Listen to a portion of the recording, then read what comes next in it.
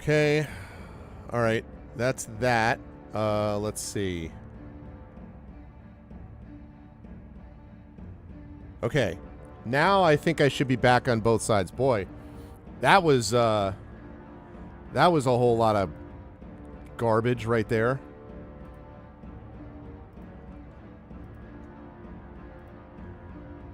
My goodness gracious. So hang on a second as I get the dice roller back on screen. I don't know what the hell that was all about.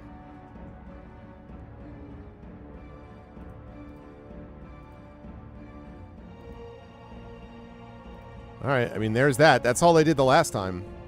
But the OBS was like, absolutely not. We are going to absolutely 100% destroy you. That's how that works. Sorry, chat. It's going to be a fun time getting that over to the YouTube channel. But it's all right. We're here. We survived. We made it. Okay. So let me just make sure that my dice roller works.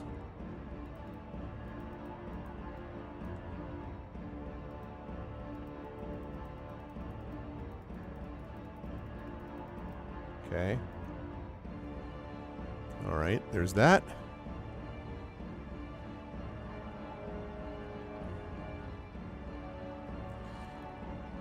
Okay. Yeah, definitely refresh. I do see other people, like the YouTube is back, and I see the other stuff happening, so it's working now. Okay. So for some reason people are frozen, please do refresh, because it's back now, and I apologize. I don't know what on earth.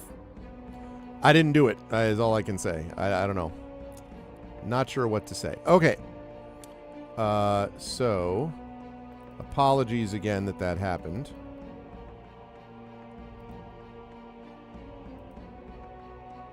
Okay, there we go.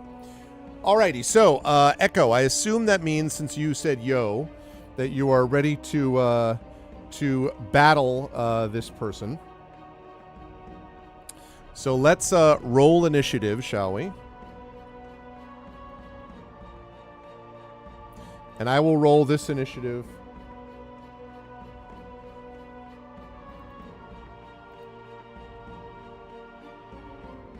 Okay, so right, so our initiative would be a D20 plus 1. D20 plus 1. 12. Okay, so...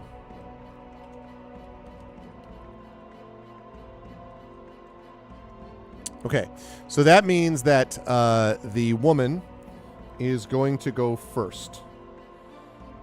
So let's see. As far as okay, so she's going to try to attack. Now that I've done this, I'm going to go. Let's see. D20 plus.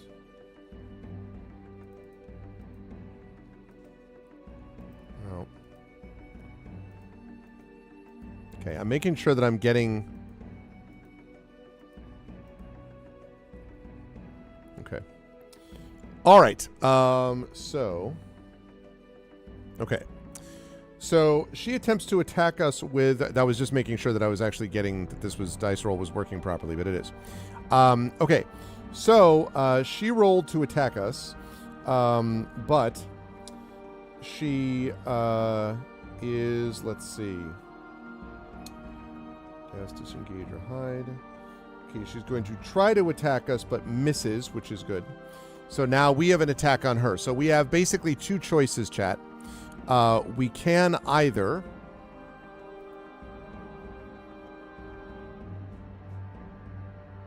Okay. We have two choices. We can either attack her, because we don't really have room for ranged attacks here because of where we are. So we can either attack her with our own dagger. This is a dagger plus 1, remember. So we could do that. It's a dagger plus 1, which means plus 5 to hit. Or we could use a spell against her. And the specific spells that we could use, presumably, we've already used Magic Missile, and we've used both of those slots, so we don't have any of those available to us anymore. So that means that we've got Firebolt, Ray of Frost, Shocking Grasp, or Hey, what's up, Drew? Or we could theoretically also attack her in melee. So, let me put that up for a poll. Should we attack with our dagger? Dagger versus dagger. Should we cast Firebolt?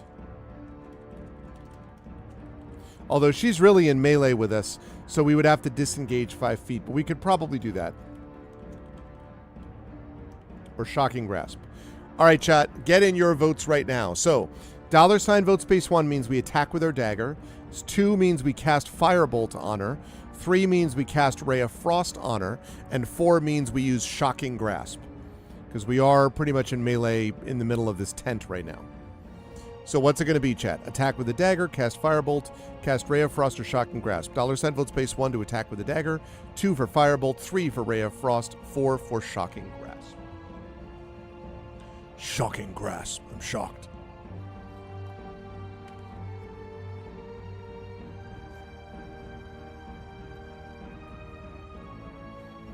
And that spell is a cantrip, so we can use those every turn if we wanted.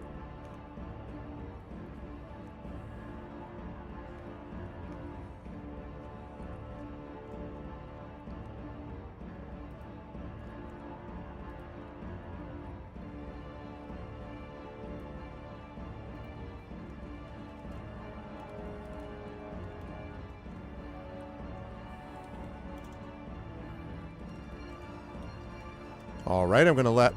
Hey, what's up, Dan? Good to see you again, Dan. Good morning, good morning. This time it's my evening. Welcome in, Dan. Dan, we are currently sitting in a tent. We have been betrayed by this person. We were sent to this tent by a green dragon who asked us to retrieve a map for the dragon.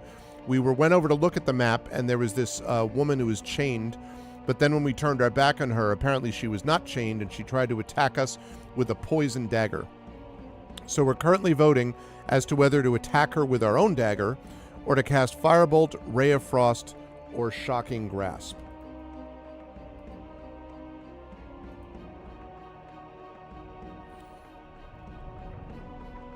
So you can get your votes in by typing in $ vote space 1 to attack with the dagger, 2 to attack with the Firebolt, 3 to attack with Ray of Frost, or 4 to attack with Shocking Grasp.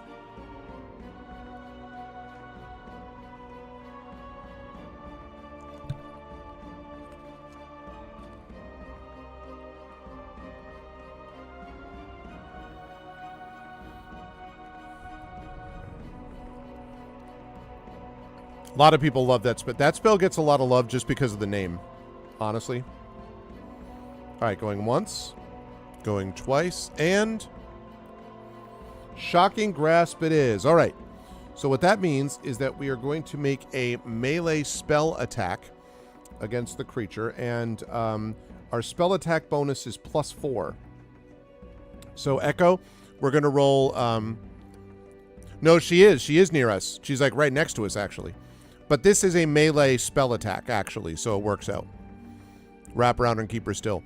So, Echo, now you can attack with a... If you could roll a d20 +4 to see if we hit this person.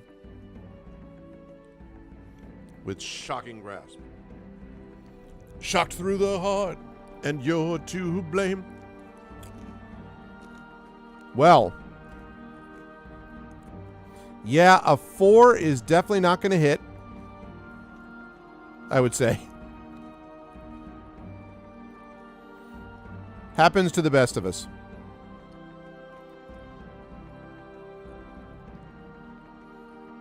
That was kind of funny, actually. All right. Now, she is going to attack. Fortunately, though, she also misses us with a 6.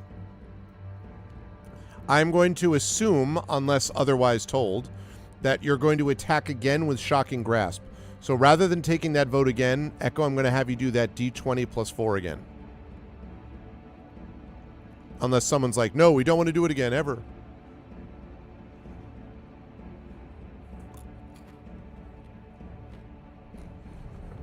$11, unfortunately, is not enough. But she misses again with an 8. Oh my goodness, Dragon Spear with the sub. Tier 1 sub, 93 months. Thank you so much, very much, Dragon. Only 3 months away from 8 years of support. Thank you so much, Dragon. I appreciate it. I hope all is well. Dragon, we are battling a woman in a tent who betrayed us and is trying to attack us with a dagger.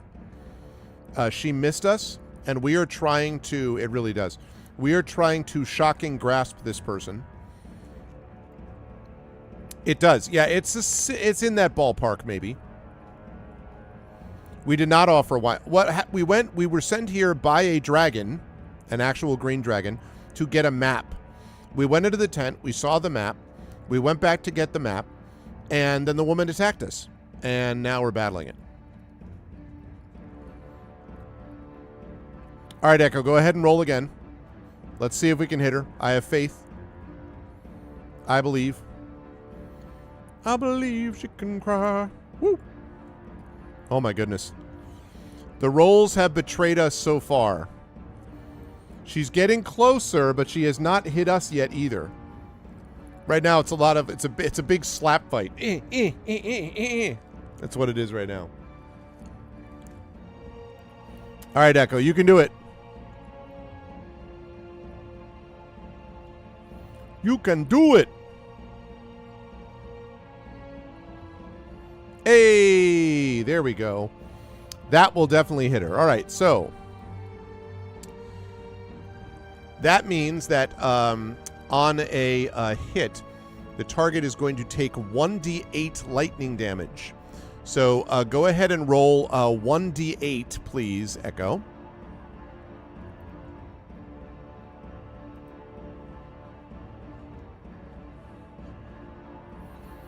Five points of damage. Well, I have good news, actually, because what it says is that when this person is reduced, as I jump back to my previous notes,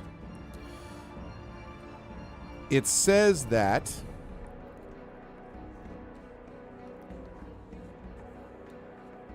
okay, if she sustains 50% hit point loss, which she just did, she surrenders. So she throws her dagger to the ground, and she says, I'm sorry, I'm sorry, I'm so sorry, I won't be any more trouble. Please, please, don't kill me, please. As we stare at her. So, are you going to agree to, and she says she will, in exchange for a freedom, she says she will tell you all that she knows. So, chat, $vote space 1. We spare her life and get the knowledge from her. $vote space 2 is we kill her.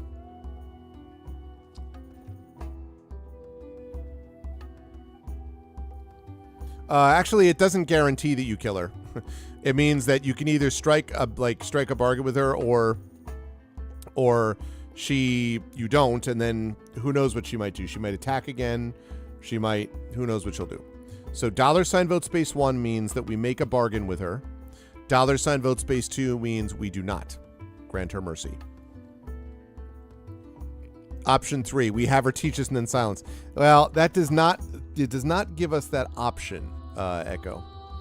It is a slight limitation of this system in that you can't do absolutely everything. The way you could with a human DM, let's say. That's why humans are superior.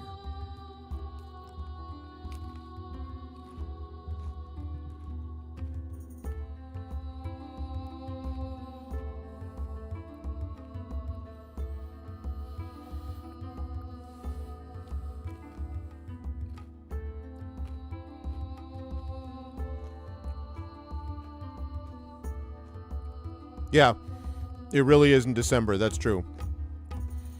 So what do we think, chat? $vote space 1 means that we spare her. You can get your votes in now. And we spare her and we have her tell us what she knows. $vote space 2 means we do not spare her. So do we spare her or do we continue our combat against her?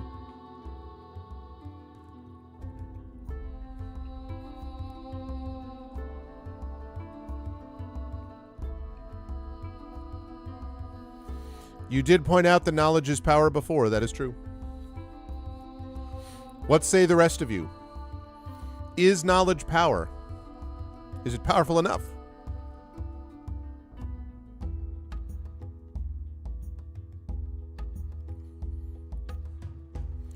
Wow, Dan. You're just like, nope.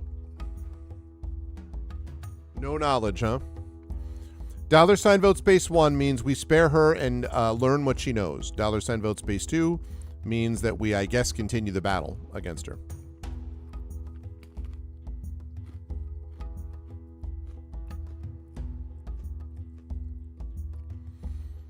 You're not trusting her?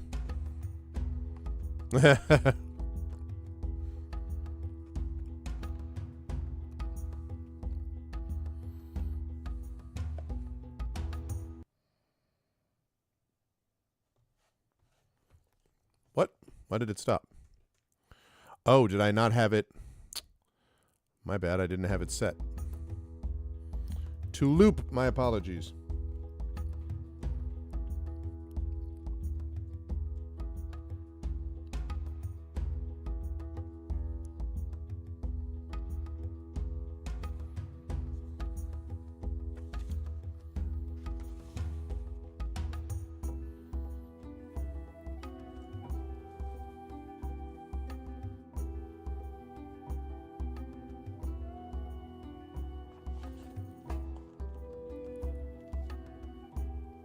Unless we can do some kind of leverage. Well, yeah, that's a good question. I don't know that we have a spell for leverage, although, yeah.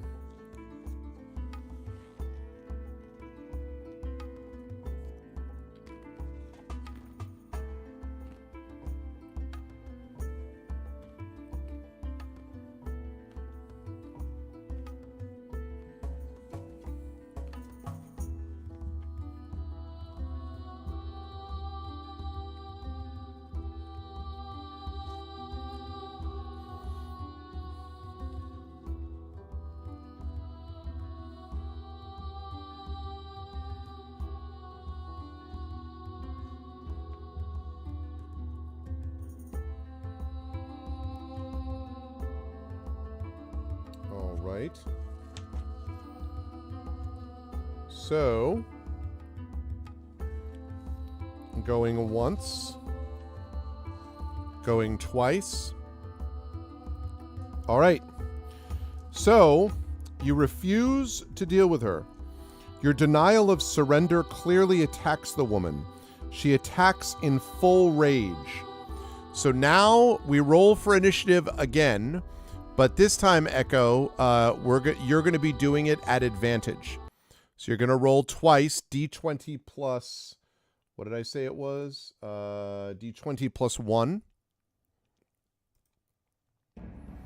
And now we're going to have to finish this combat the old-fashioned way. Well, let's not do that. That's more like it.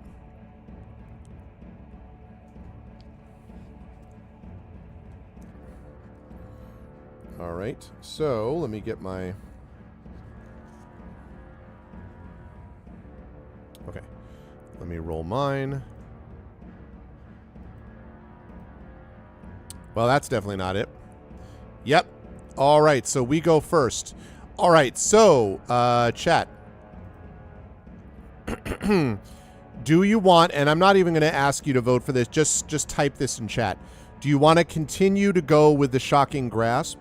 Or do you want to attack with another spell or with your dagger? So just tell me, basically, do you want to continue with the Shocking Grasp, yes or no, would be the answer. And I won't put this up for a vote because this should be pretty quick. Okay, so Echo says dagger. It is this time it's personal. That's fair. It is +5 to hit with the dagger, so there's that. Triffid says, obviously, continue the shock. Shock and awe. This time it's personal. All right. Anyone else for the dagger / Shocking Grasp? Going once, going twice. All right, dagger it is. Okay, so this time it is D20 plus 5, Echo.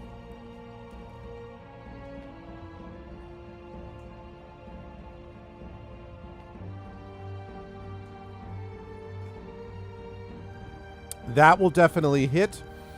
And the damage is 1d4 plus 3.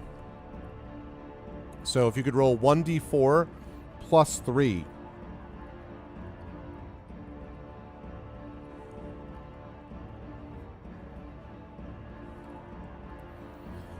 Six points of damage. Well, guess what?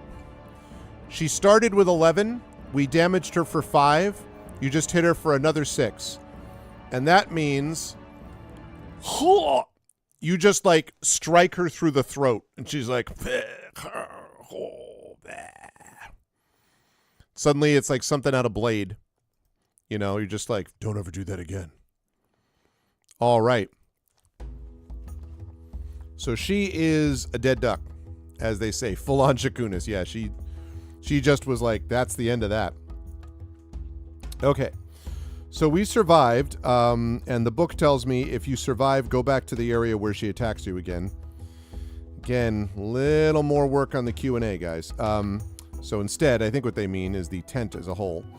All right, so we are now back in the tent, except that there is no longer a woman there because she is dead. So we have here the following options. The tent, which is decorated like something out of a sultan's palace. There are tapestries and plush rugs. And we've got basically a pile of pillows and blankets near forming a bed of sort in the center of the room. There are 2 tables pushed together to form a larger platform, 2 chairs at the table, and there is that massive map. Now remember, we were originally sent to get a map. There's also a pair of small footlockers resting near the back of the tent. So basically now we have 3 choices, which is that we can, as I pull up my poll, we can let's see. Let me just make sure.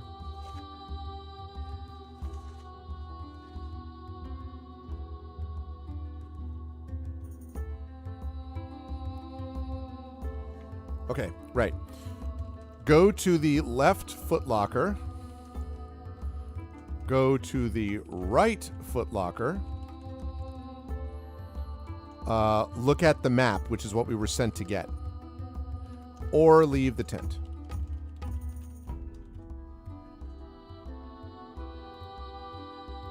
Okay. Here we go.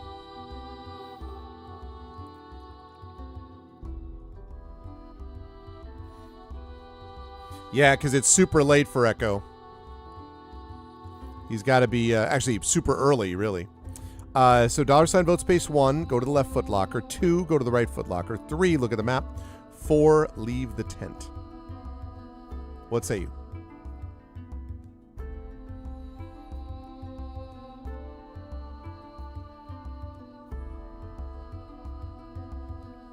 Get your votes in, everybody. Mm-hmm. Yeah, we don't have that, but we might be able to, you know, like check once we get to one of those spaces, theoretically.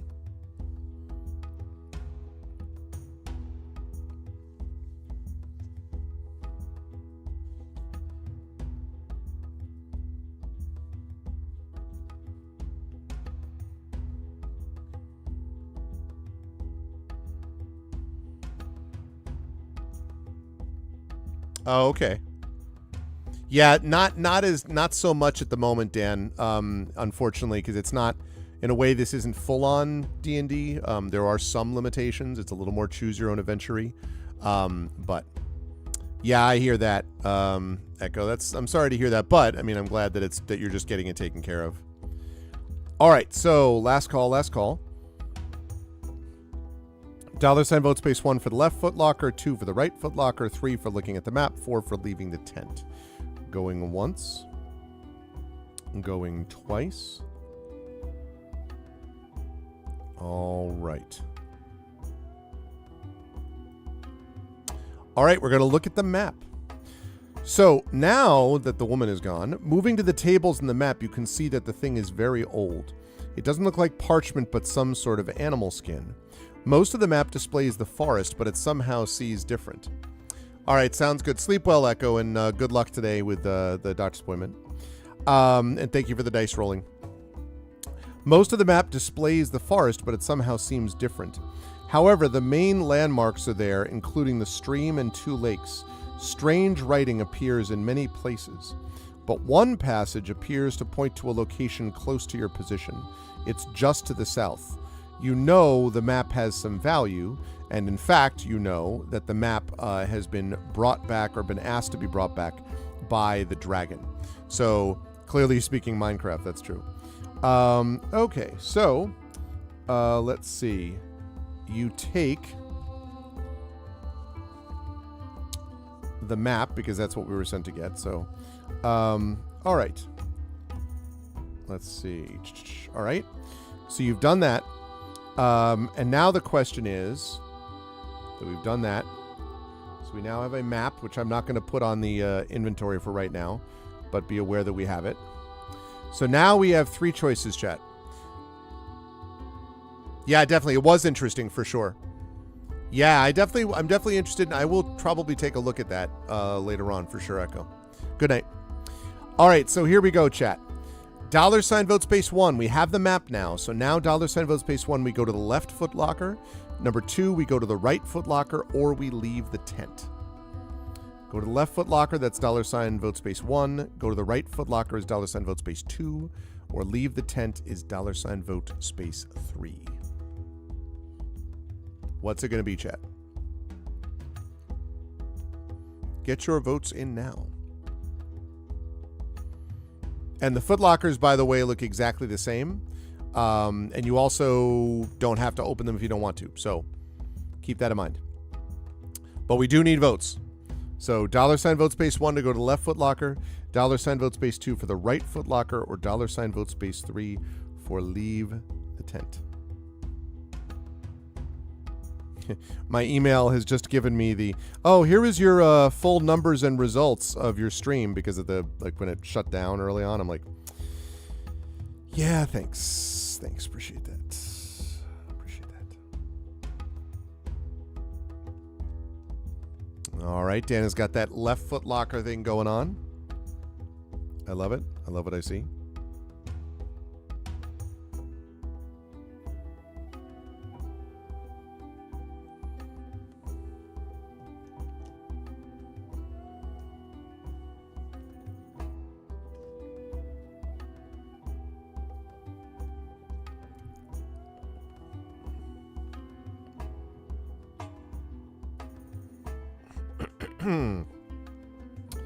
All right, we have 1 vote right now for left footlocker.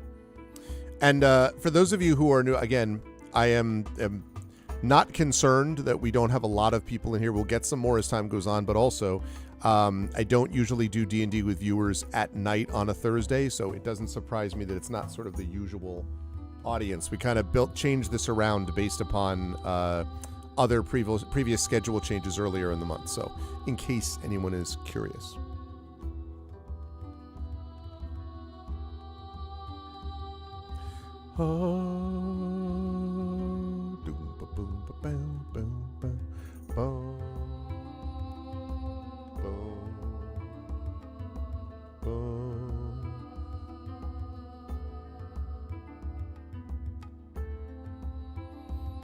All right. I'm going to last call this. But now is your chance to get other votes in. Going once. Going twice. Okay. We are going to go to the leftmost footlocker. Okay. Inside the footlocker, you find clothing for a woman. A leather item you initially thought was a small book is clearly thieves' tools. A pouch holds 24 gold pieces, a silver necklace, and a silver ring inset with an opal.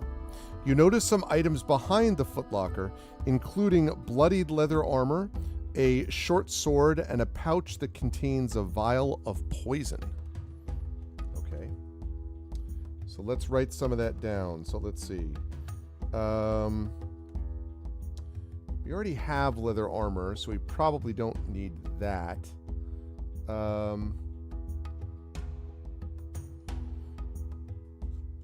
think.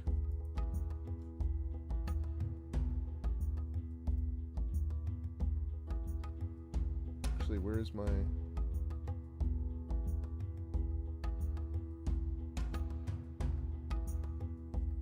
Yeah, vestments. Okay. Right. So what we have in there is, let's see. We've got a pouch with 24 gold.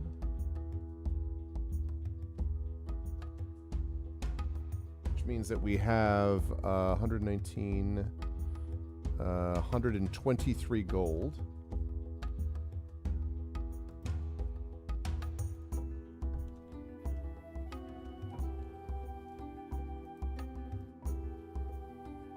Bring that down here.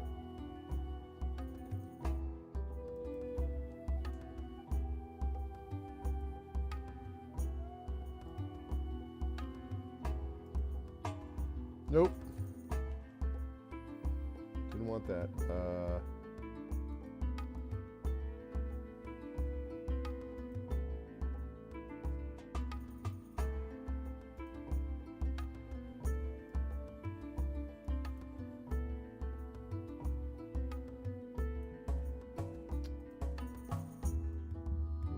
All the way white.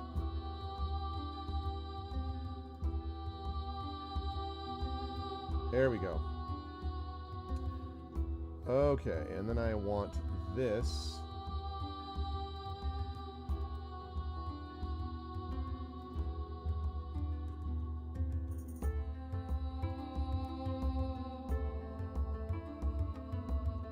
How do I pick select? Free drawing mode. There we go. There we go. So we now have 123 gold. We have got a silver necklace, which is 100 gold, and a silver ring, which is 150 gold. So let's see. If we add text here.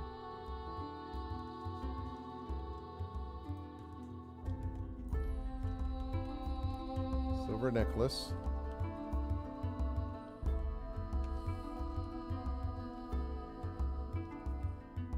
$100 GP.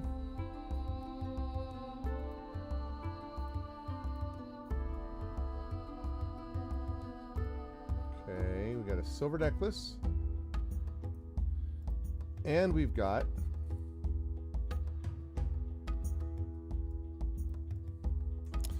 in addition to that, we have got a silver ring with an opal.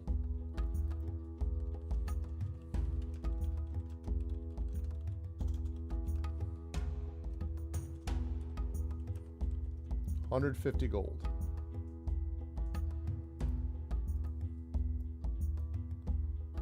Okay, let's drop that down.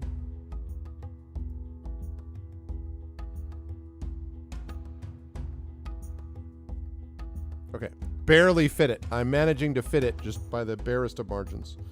Let's see. So it looks like we don't need any of that unless we want the vial of serpent's venom. So we'll do that.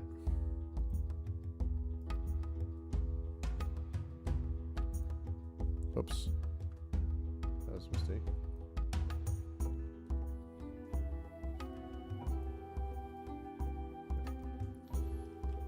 Vial of serpent's.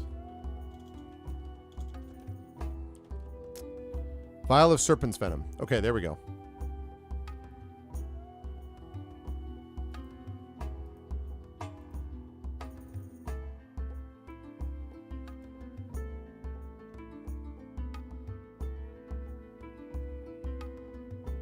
I'm going to put that vial of serpent's venom there because we could theoretically poison the dagger if we wanted to do that. So I will just sort of note that. Okay, so now the question is, basically, chat, do we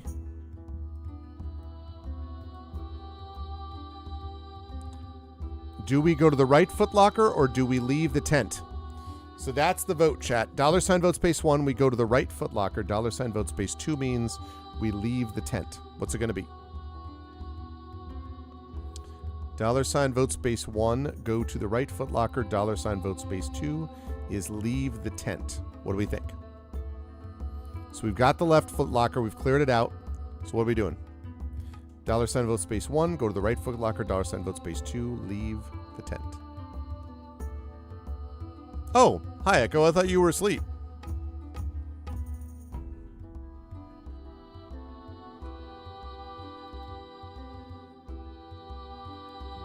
All right, last call.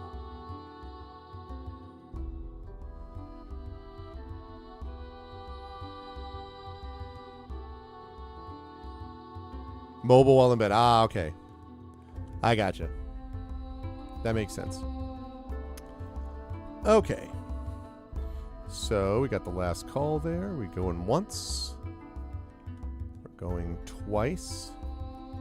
Okay. The right footlocker it is. You open the footlocker and see that it contains some clothing and personal items. Also inside, you find a pouch containing 34 platinum pieces and 4 gems worth 50 gold each.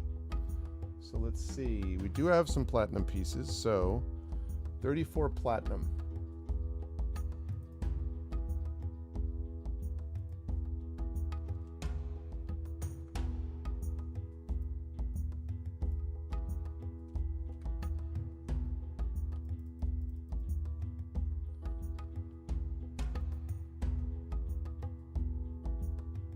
All right. Whoops, nope, redo.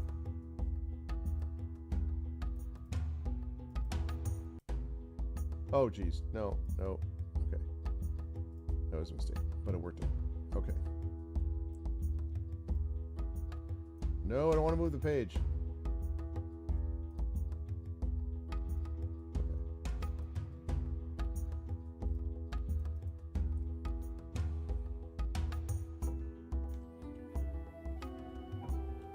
34 platinum pieces. We are actually getting kind of rich. Like, this is pretty heady stuff, especially for a level 1. Wait, what did I just do? Oh, man.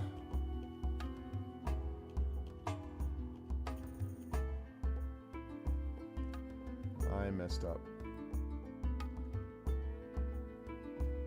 I think we had 124.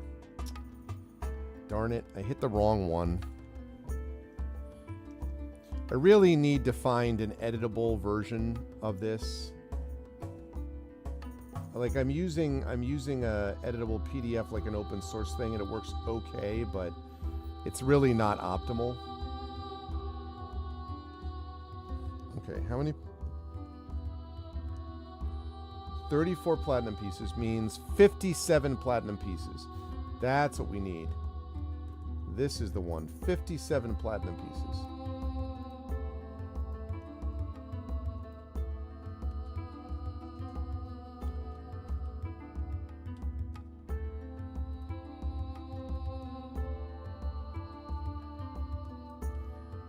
There we go. All right, that's better. That's more like it. Right, so we have that. We also have 4 gems worth 50 gold each. So we're going to have to find a place to sell all this, but 4 gems worth 50 GP each. All right, so we're going to shrink that down.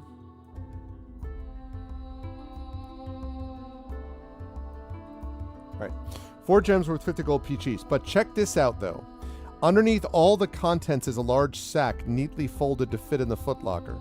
The sack is black and made of a very sturdy canvas-like material. You recall seeing a sack like this before, although it was smaller. From what you recall, it has magical capacity while remaining nearly weightless. It is a large bag of holding. Let's go. Bag of holding.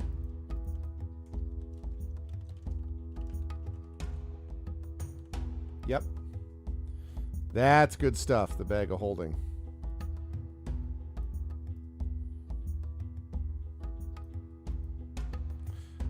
power of a bag of holding. That's what I'm talking about. Okay.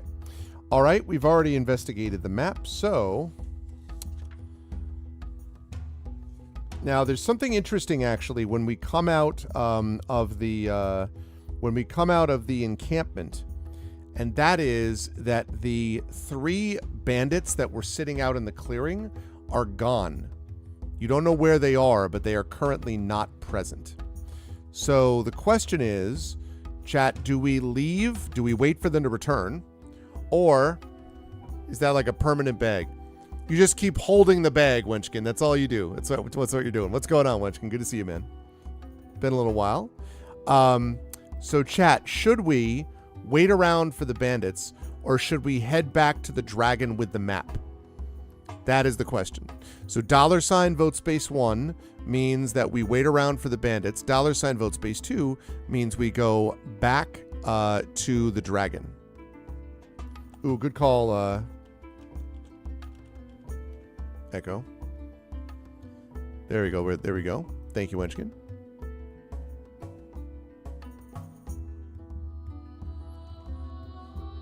We got attacked by this random woman. We got the map.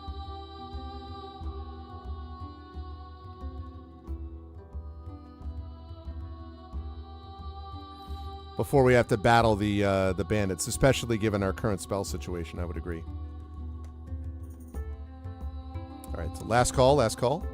Get your votes in. Get your votes in now. Have you been, Wenchkin? Going once. Going twice. And sold. All right, we're going back to the place where we went before. We were brought here directly, more or less. They said go to the camp to find it, and we did. So now we go back with this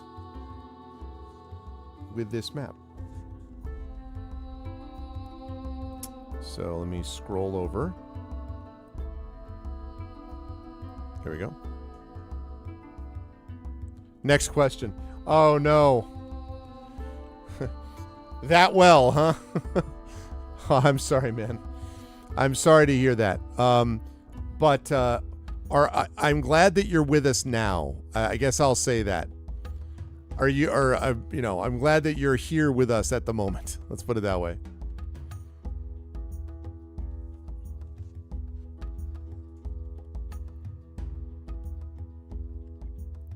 Okay. So, let's see. Okay.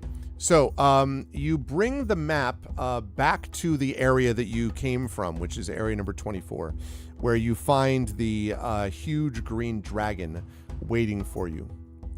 You place the map in the dragon's enormous taloned claw, and the creature grunts with approval. This has been lost for far too long. It was a certain inevitability that someone would find it and make their way here. You have discovered, though purely by chance, the grave of the Green Flame, a grand title for a simple graveyard. This is where we green dragons come to die. You see, we are not like our brethren dragon who die on their mounds of treasure. Green dragons preserve our history and lineage. That is what you see on the slabs. Each slab represents the entire history of each of the clans. The name of every green dragon in each clan, barring the occasional accident or banishment, is recorded on the family stone. There are more details, but I will not share that with you. When we are close to death, we come here. We record what is needed and then take our final flight into the valley. As you can see, there are tall cliffs with innumerable perches and ledges large enough to accommodate a dragon of my size. I will find one to my liking, and that will be my grave. This has been the way of the green dragon since the first of our kind hatched. From what I understand of your story, the wizard you battled assumed the map led to an unguarded lair filled with treasure. I suppose it was simply a matter of misinterpretation. While some of us do bring an item or two of sentimental value, we do not bring our hoard. That is typically dispersed among our offspring prior to our departure. and the valley, I assure you, is not unguarded. You know of the green cloud and fog, but there are other hidden defenses in the valley itself. But my time draws near, and as much as I have enjoyed our conversation, I must leave, and so must you. As I have said, there are guardians in the valley, and they do inspect the last road from time to time. If they discover you after I leave, you will perish. I thank you for sharing your story with me. It gives an old dragon some comfort. The dragon raises a claw and whispers something in his native language. A small package wrapped in cloth appears in your hands. Here is a gift. It will lead you to the green flame, an emerald of unparalleled value and power. If you are worthy, you will survive the quest. Now, be gone as fast as your feet can carry you. The dragon turns and strides slowly to the edge of the platform overlooking the valley. He spreads his massive wings and takes flight. The grace of his flight is intoxicating, but then his words of warning awaken your sense of self-preservation. Your character has survived, which is itself worthy of celebration, but you can't rest on your laurels for too long. You have discovered the existence of a special gem, the green flame. On returning to the inn, you open the small package the dragon awarded you for your honesty. Within, you have discovered a very old journal written by a sage named Treglasair. With some research and a little help, the digest points you to an ancient city beyond the Black Wall, a city that most believe is nothing more than myth. According to the journal, the green flame lies within that ruined city. Okay, now we have a question, chat, which is, do we wish to repay the innkeeper for his hospitality by paying him? Now, to sort of make up for what he did when he was the one who found us, he kind of lent us some equipment and stuff like that. To make up for it, we would need to pay him 150 gold. Now, we technically have that. If we give him the silver ring with the opal, that's 150 gold right there. So we could do that. So the question is, before we go on to the next step of this, do we want to give the innkeeper the ring, the opal ring, to repay him for his generosity or not? And let me open up a poll. $vote space 1 means we give him the silver ring with opal to pay him back. $vote space 2 means we do not.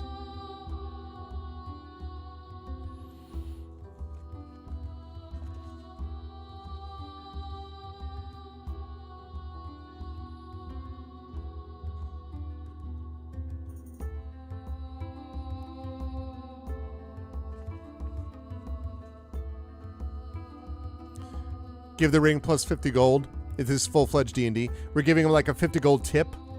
Is that what you mean, Dan?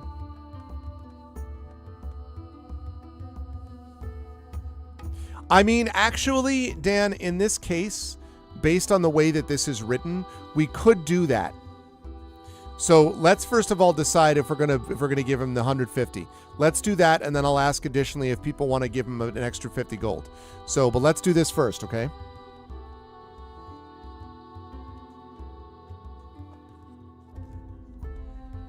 So $vote space 1, give him the ring. $votes, or give him the 150 gold basically. $vote space 2, don't give him the ring.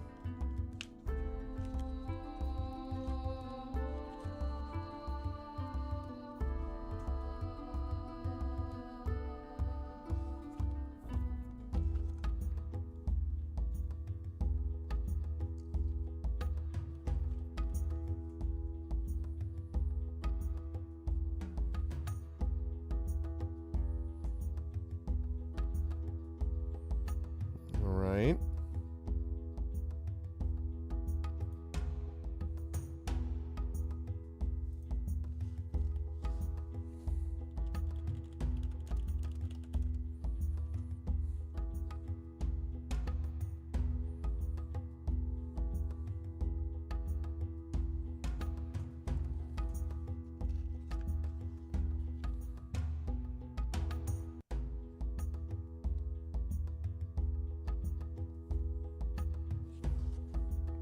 Okay.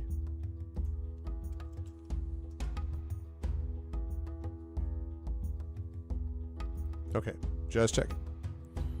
Something. All right.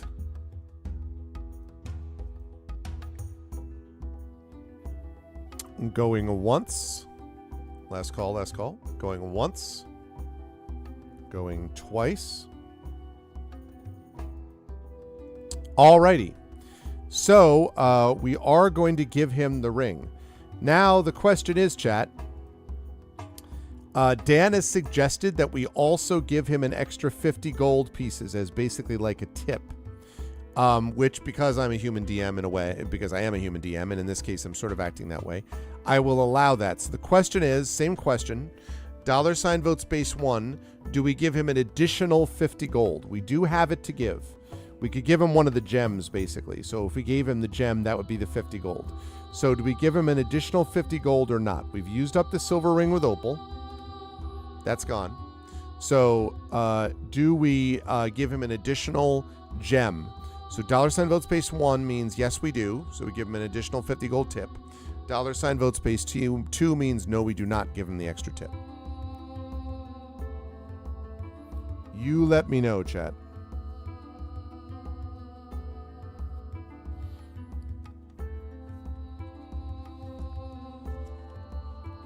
I figured you would do that, Dan.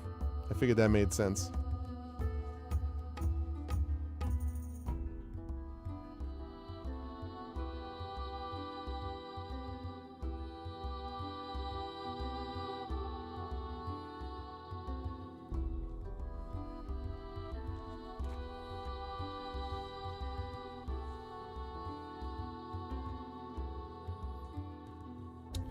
Ooh, that's something I need to look at.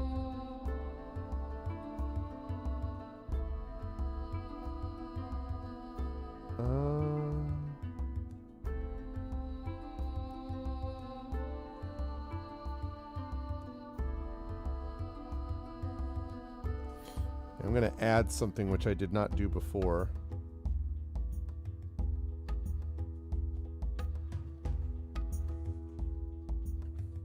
Okay, we're going to talk about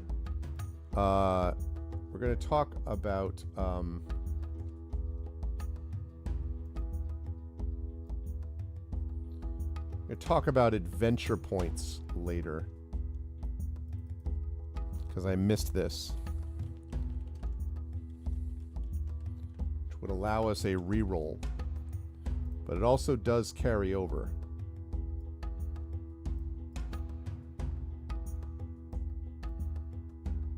Okay. All right, so let's see. Going once.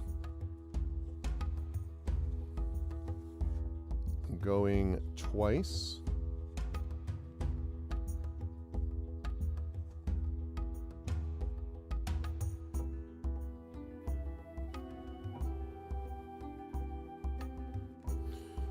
Okay. Let's see, we're doing this the old-fashioned way in terms of experience. Okay. So we are going to give him the 50 gold. Now, we're going to give him the 50 gold, which means that we don't get to add up the money that we had at the end. That is going to be significant for a reason, which I will explain in a moment. So, but we're going to say 3 gems. All right. The reason that matters is that if we give him this 150, we get more experience points. Now, as of right now, in terms of experience, we have got, let's see, 124 plus platinum pieces. So we basically have at the moment 181 experience. Plus, we finished area 24, which was with the dragon. And so because we finished area 24, that means that we get an additional 300 experience points. So right now we are sitting at, let's see, what did I say? 124 plus 57 is 181, I believe that amounts to, plus 300, so that's 481 experience points. However, for every gold that we pay him, we gain another experience point. So because we gave him that money and we gave him the tip, we get an additional 200 gold. So that means we have 124 and 57. So that's 181. Plus 300 is 481. Plus 200 is 681. And then the last thing is to look at the gold that we have left over that we got on this journey. So that's 100 gold piece for the necklace. That's 781. And then let's see, was there anything else? Oh, copper, I guess, which or silver rather, which is half. So that is 65. Oh shoot. What was my math? Did I say 7? I think I said 781, right? Plus 65. So 781 plus 65 would be 786 plus 60 would be 846. So I think that gives us 846 experience, which the reason that matters, you may be like, who cares? Well, I'll tell you why.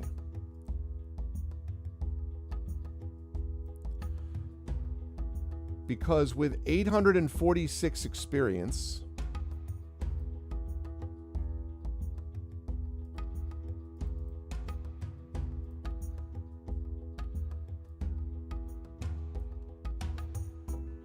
just a second while I concentrate here. Okay. We go up to level 2, and we are actually only, I believe that's 54 points shy of 900 experience, which is what we would need to get to level 3. So we are now going to be level 2 is what I'm saying here. Level 2 as we go into the next stage.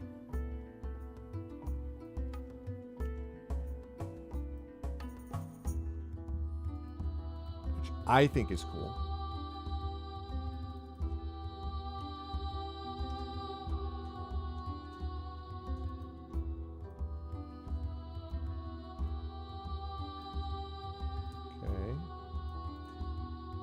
Sorcerer level 2. I know. I was trying to figure it out, but I'm like, no, because we did. Oh, wait a minute though. Wait a minute. We didn't do the 3 gems worth 50, did we?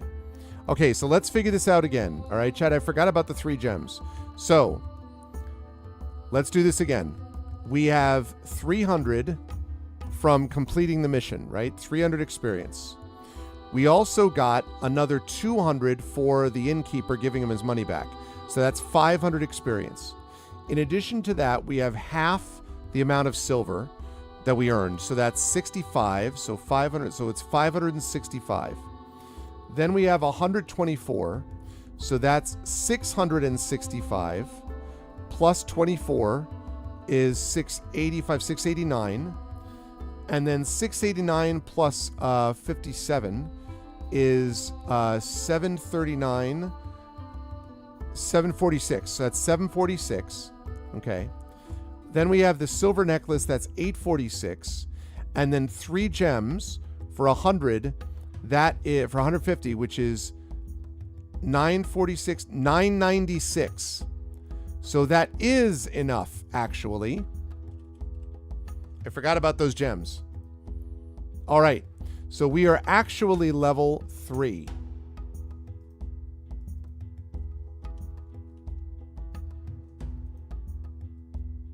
Which I think is pretty slick. All right. Level 3.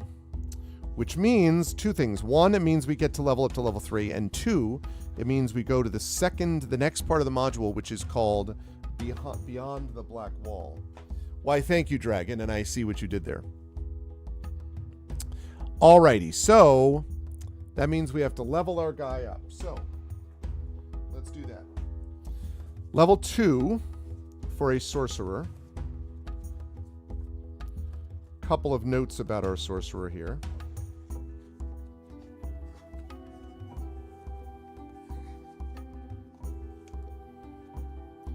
All right, so first of all, we get a font of magic, which means that we have 2 sorcery points, and we can do a lot of different things with that. We can use flexible casting. Good sorcerers can do all kinds of cool stuff. You can get additional spell slots. You can sacrifice spell slots to gain additional sorcery points, and things like that. So with 2 sorcery points, we can create another spell slot, and so on. So, sorcery points. The other thing is, we have adventure points. Remind me to talk about adventure points in a bit. All right, so...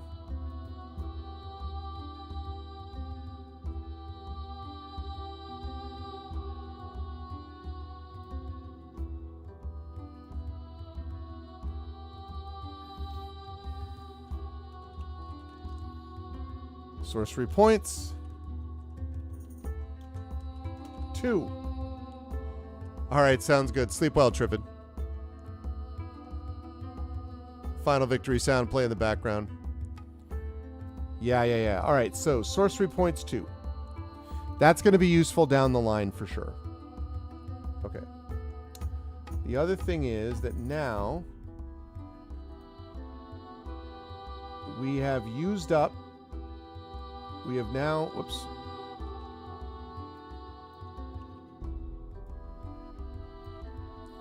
All right. We have no longer used any of those.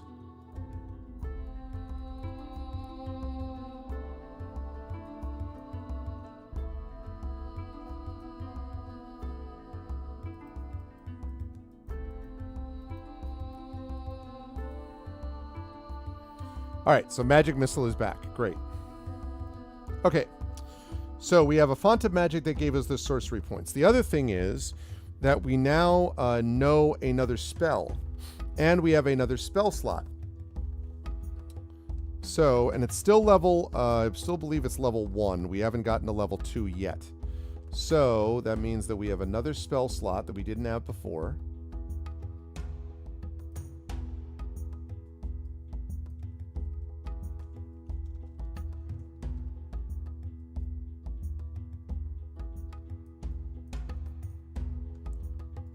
Okay. So now we have spell slots of 3.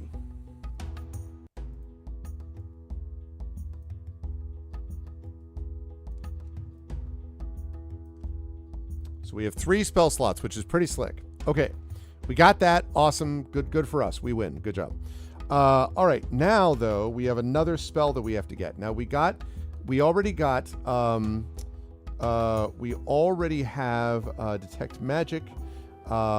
We have Disguise Self. We have Expeditious Retreat.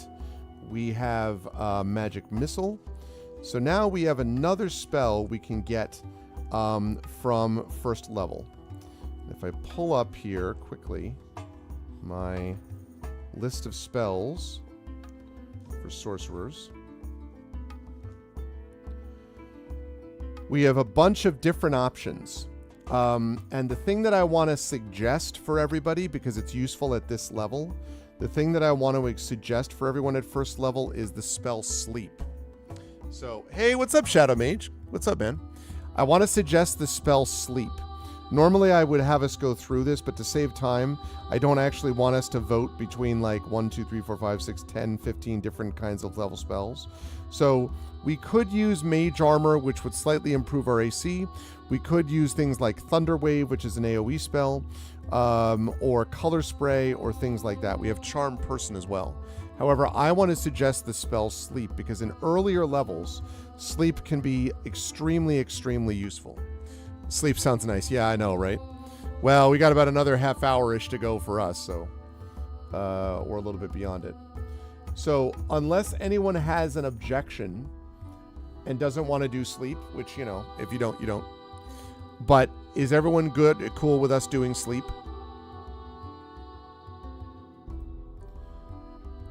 As I'm writing this out, feel free to say, no, I don't want that.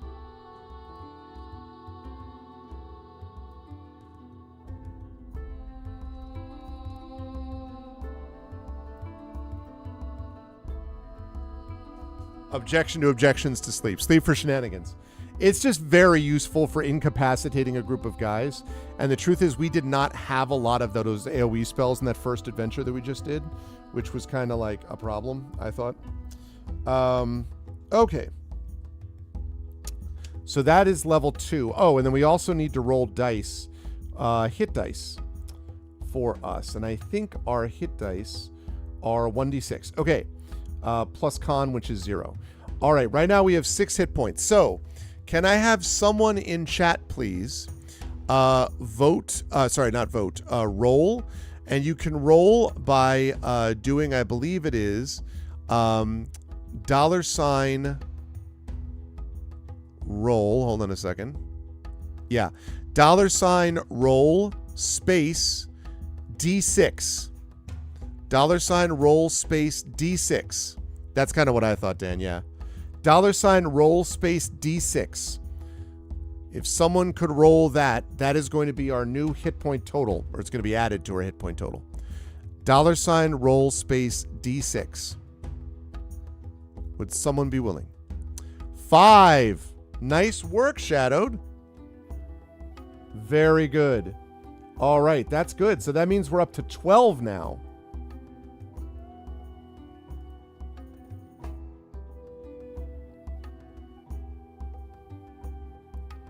Good job, Shadow Mage.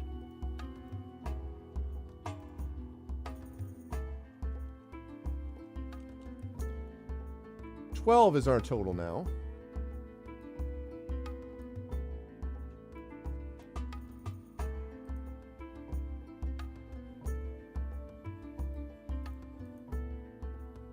Actually, wait.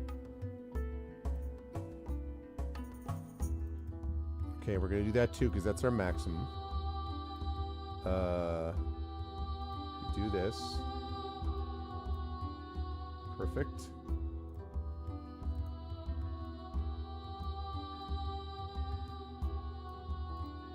All right, there we go.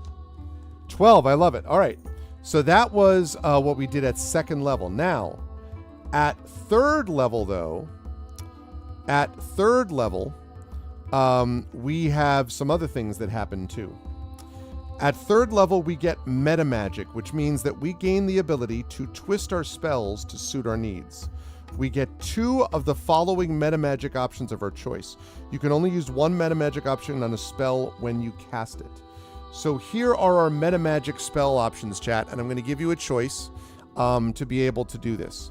So, Careful Spell. So Careful Spell means when you cast a spell forcing other creatures to make a saving throw, you can protect some of those creatures from the spell's full force. So let's say that you cast a fireball at like, you know, into a room, and 4 of the people in the room are enemies and 1 of them is a friend of yours. There's 5 people, 4 of them are bad guys, 1 is a good guy. Okay, let's say that's the situation. In that scenario, you can use Careful Spell, spending a sorcery point, and you choose a number of those creatures up to your Charisma modifier. And your Charisma modifier, I believe, is 2. So you can choose up to 2 creatures. Those 2 creatures automatically succeed on their saving throw against the spell. So that's a Careful Spell. That's one of the meta magic options we could have. Distant Spell means that you can double the range of a spell. If a spell has a range of 10, you could make the range 20 and so on, and you do that by using a sorcery point. Empowered Spell means that you can spend a sorcery point to re-roll damage for a spell up to your Charisma modifier, number the damage dice. So if you roll like, say, 2d6 and you get like 1 and 3, you can use Empowered Spell to re-roll it, those 2 dice, and to increase the damage. You do that by using a sorcery point. Extended Spell means that you extend the time that a spell lasts. So if a spell lasts for a minute, you can spend a sorcery point to double its duration if you use Extended Spell. Last 4, Heightened Spell. When you cast a spell that forces a creature to make a saving throw to resist its effects, you can spend 3 sorcery points, which, let me make sure that we have 3 sorcery points. We do have 3 sorcery points, so we'd use them all, but that means to give 1 target of the spell disadvantage on the saving throw against that spell. Quicken spell. When you cast a spell that has a casting time of 1 action, you can spend 2 sorcery points to make it into a bonus action. So it basically means that you could cast it on your turn and then do something else, which could be pretty useful. And that costs, again, 2 sorcery points. A subtle spell is when you cast a spell totally silently. You can use a sorcery point to cast it basically without making any noise. And the last one is Twinned spell.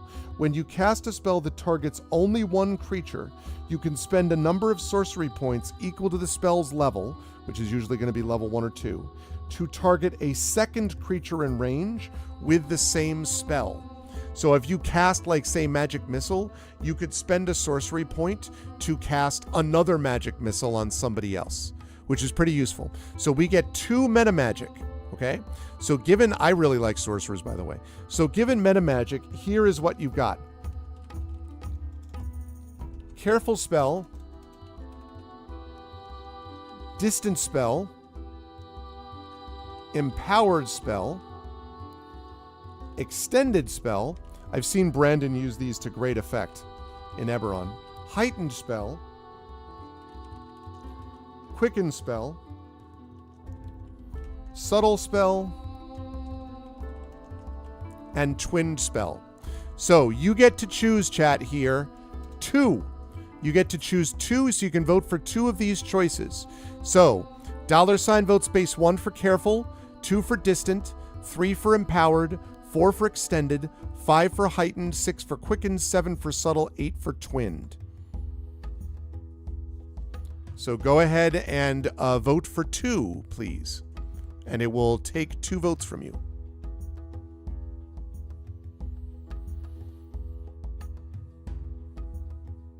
That's cool that we got up to 3rd level.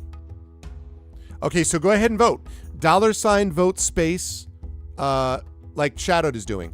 You get to do it twice. So Shadowed voted for 1, and he's going to vote for a second one. You can do the same thing.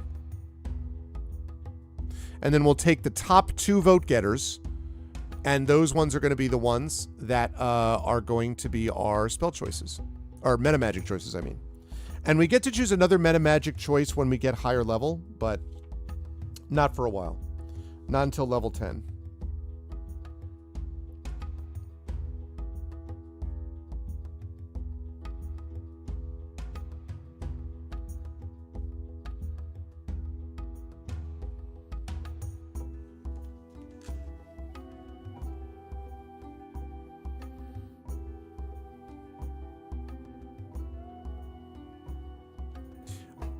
Vote 6.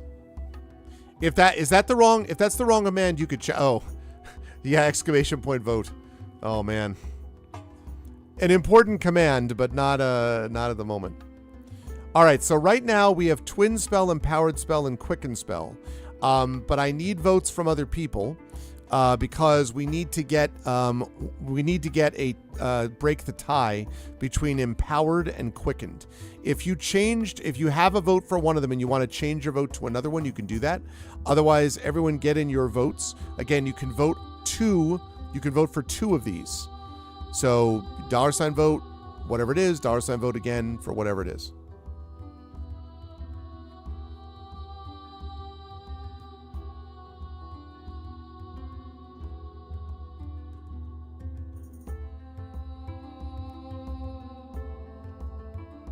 Oh, goodness.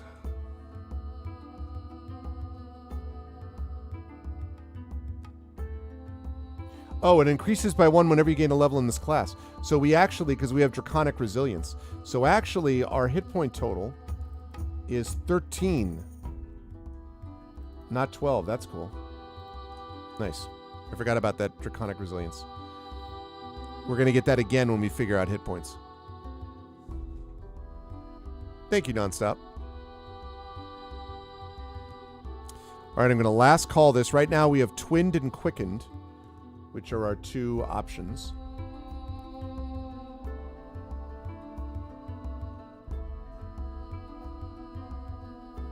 Oh, we had even more than I thought because we had that treasure.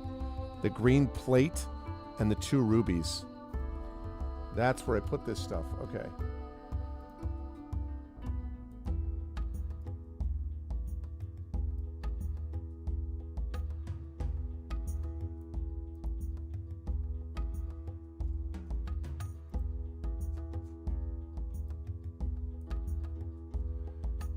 3 gems worth 50 gold each.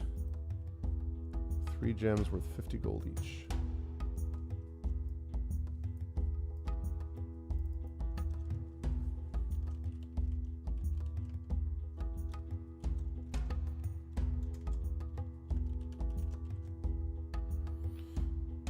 I forgot about that. So I'm going to add another 125 to our experience because we had more than I thought. 150 more to our experience. So that is 150 would be 1,096. So 1146. Nice.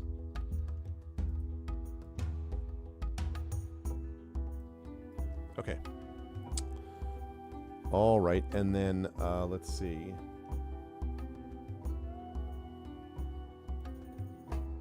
Delete that. And we're gonna move the silver necklace, 100 GP.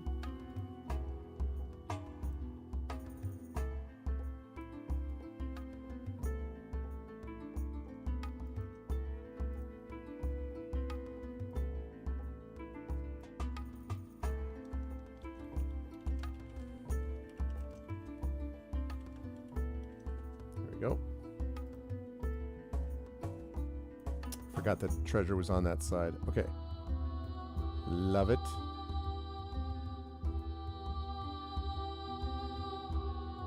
Okay. Yeah, that made a lot more sense anyway. Okay. Going once, going twice, and... Alright. Quickened spell and twinned spell.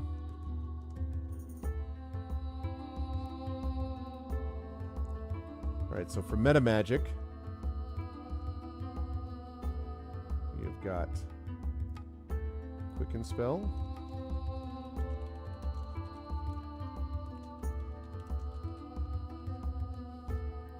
For meta magic,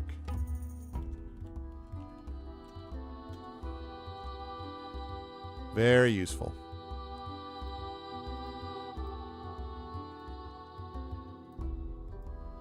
Okay.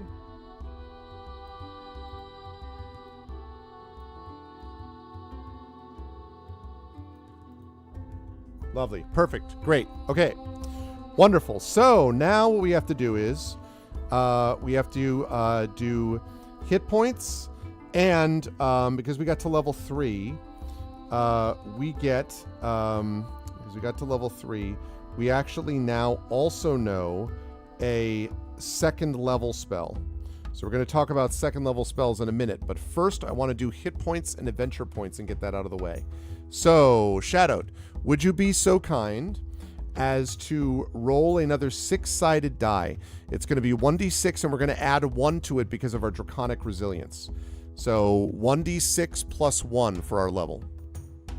Damn, look at that. 7 more points. That means that we are now up to 20. Good stuff. Man, Shadowed comes in. We started with 1. We got a second at second level, another at third. So we are currently sitting at 3 adventure points. Very useful.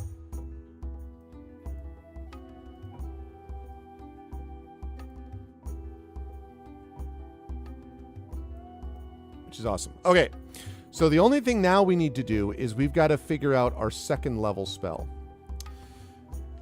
Now, there are a lot of second level spells, but they are all important. And some of them, depending on what we do, are particularly useful. So, I will tell you what we have for second level.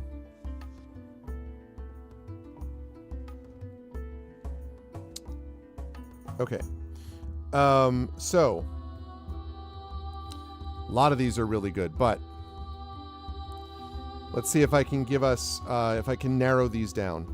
Let me narrow these down, chat, because I don't want us to, there's like 20 of these, and I don't want to have to, you know, have us vote on 20 of them.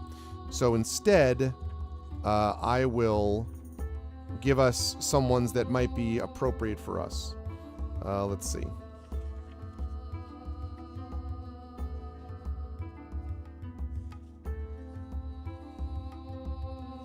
Yeah, so that's Alter Self is not going to be useful here in this adventure.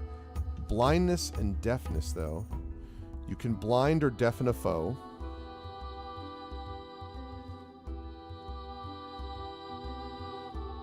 Okay, rather than putting all these down for us to vote on in the thing, which is going to take a while, let me just go through these, okay? And then you can tell me in chat what you would like, what you want to vote for. And we get one of these spells, one of them, okay? So, blindness and deafness. You can blind or deafen a foe.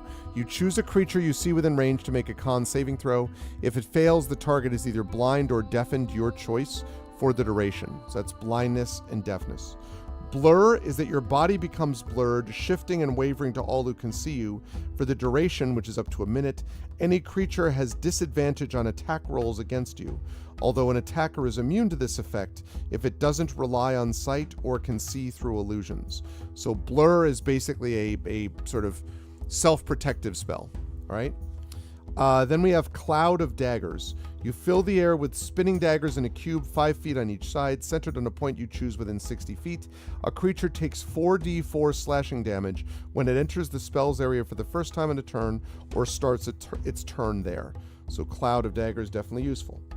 Crown of Madness. I created the Crown of Madness. Okay. The Crown of Madness, if I can ever find it. There it is. One humanoid of your choice within range must succeed, which is 120 feet, must succeed on a wisdom saving throw or become charmed by you for the duration. Must use its action before moving on each of its turn to make a melee attack against a creature other than itself that you mentally choose. So that you have to regain control every turn of it, but still. So that's Crown of Madness. Darkness. Darkness is basically magical darkness, and helps to sort of, make it hard for people to see. I think that's probably self-explanatory. Dark vision is unnecessary for us. Detect thoughts Detect thoughts allows you to read the thoughts of certain creatures. You initially learn the surface thoughts of the creature, but if you probe deeper, the target has to make a wisdom saving throw, and if it fails, you gain insight into its reasoning, its emotional state, something that looms large in its mind, something it worries over, loves, or hates. If it succeeds, the spell ends, but either way, the target knows that you are probing into its mind. You can also detect the presence of thinking creatures you can't see with this spell. So detect thoughts basically is read people's minds. So there's that. Enhanced ability. Enhanced ability means, enhanced ability basically allows you to put on yourself or someone else improvement to their con, to their strength, to their dex, to their charisma, to their intelligence, to their wisdom. So you get to choose one of those when you actually use this spell. All right, enlarge, reduce causes a creature or object to grow larger or smaller for the duration. And if you cause someone to grow, then a target has advantage on strength checks, strength saving throws, and the target's attacks deal 1d4 extra damage.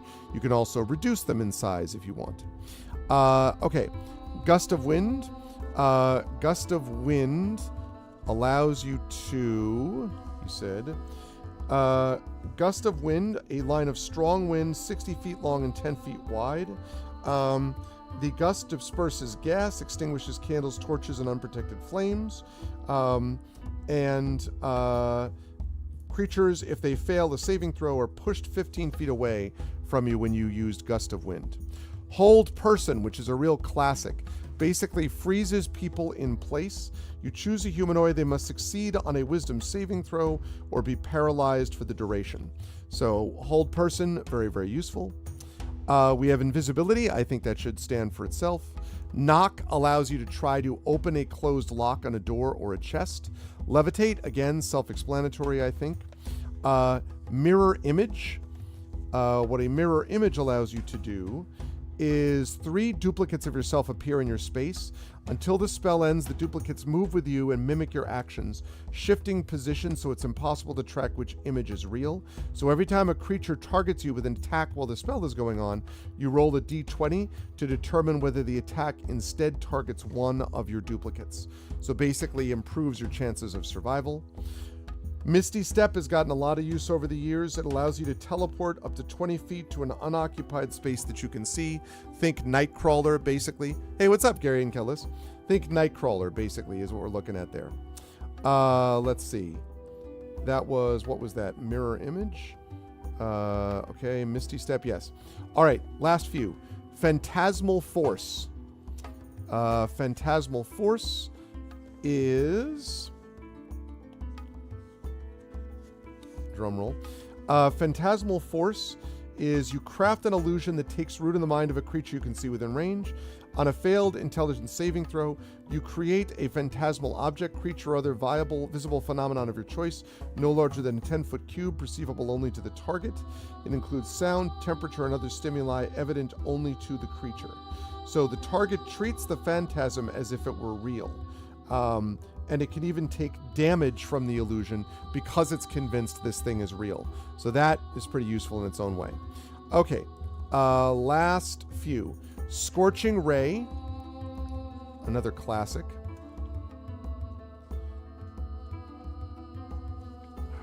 There we go. Scorching Ray, there we go.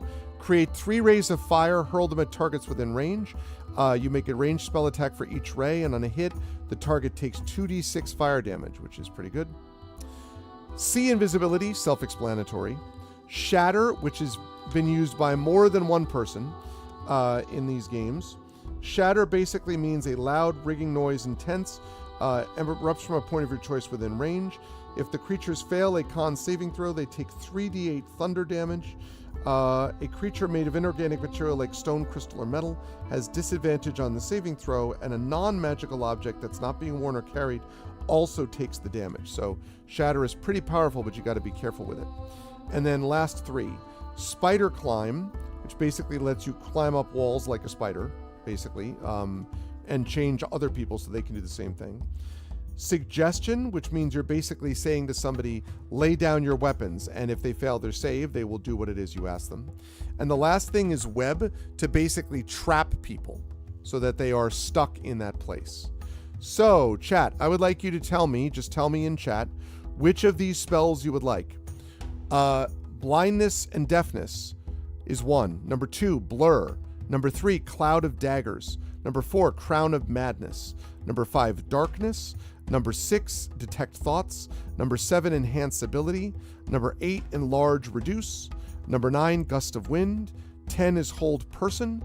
11 is Invisibility. 12 is Knock. 13 is Levitate. 14 is Mirror Image. 15 is Misty Step. 16, Phantasmal Force. 17, Scorching Ray. 18, See Invisibility. 19, Shatter. 20, Spider Climb. 21, Suggestion. 22, Web. So, what do we say? Hey, what do we say? Chat, what of those spells sound interesting to you? Just tell me in chat, and the one with the most votes will be the one that we choose. Or at least will be nominated, and then we'll take a vote between them. So what grabs your interest from those? Gust does not do damage, but it pushes them. So pick one of them, Gary. Okay, so Shatter, that's one nomination. So we'll put that as a nomination, basically. All right, so Hold Person. Okay, so Shatter. Hold Person. Push away a stinking cloud. It can do that. So I'm going to say that you're saying Gust of Wind, Gary. Misty Step, always a classic. Very good, very good. Any other nominations?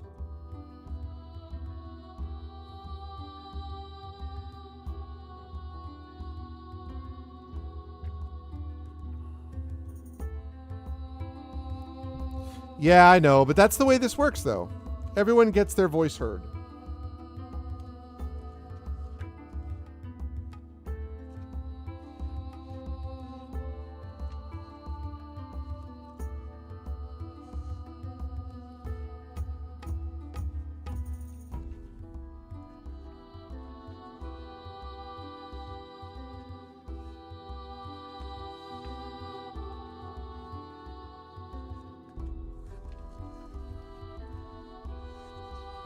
In your own playthrough, you would hesitate, yeah.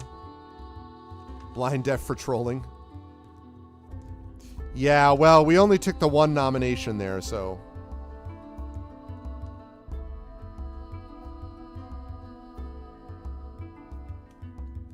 Hi, honey, you ready? Okay, I'll be right there. Alright, spells known. 442. And that now gives us, by the way, 4 first level spells. And then I'm going to do the vote. Spider Climb. Oh, well, you can nominate either one. Nominate either Gust of Wind or Spider Climb, Gary. One of the two.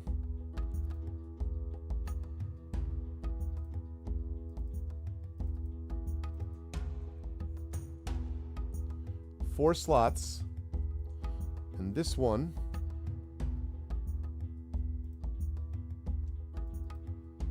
is 2.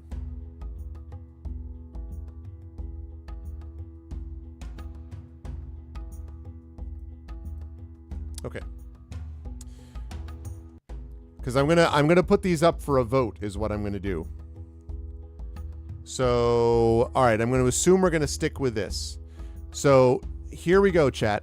I'm gonna head down because I'm just gonna tuck my daughter in. Then we're gonna come back up. While I'm gone, you're going to vote, and then I'm just going to start us out. We're only gonna really have time to just get started. I understand. That's fine. You know, no pressure. No pressure. I am going to get us started on the second part of the adventure, but we're not going to go very far into it because it's getting a little bit late. But that's fine. We will at least get started, and we will have leveled up our character, and we hadn't leveled up since we started this a few sessions ago, which was some months now. So, Shatter, Hold Person, Gust of Wind, and Misty Step. I think everything else we've actually got. Because we're not at level 4 yet, so I think we're good there. So yeah. All right, so here we go. So I'm going to open this up. $ vote space 1 means you're voting for Shatter. This time you can only vote for 1. $ vote space 2 means Hold Person. $ vote space 3 means Gust of Wind. $ vote space 4 means Misty Step. Whatever you vote for, that's the second level spell that we'll get. Then I will come back. We will set up for the second adventure, and then we'll wrap up after that. All right, so I'll be back in just a minute. While I'm gone, please vote for these spells. Choose one of those spells for us.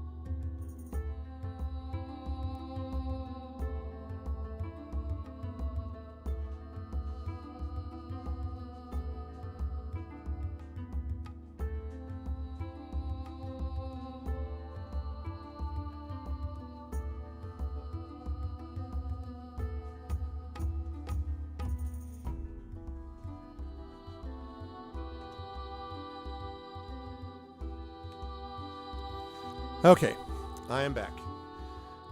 All right, sounds good, Dan. See you soon. We're going to be on for, like I say, just about another 10, 15 minutes maybe. All right, so we have 2 votes for Misty Step, 1 vote for Hold Person. I'm going to put this as last call.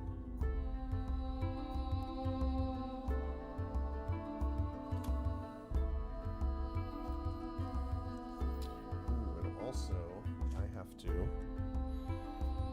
Let's see if I...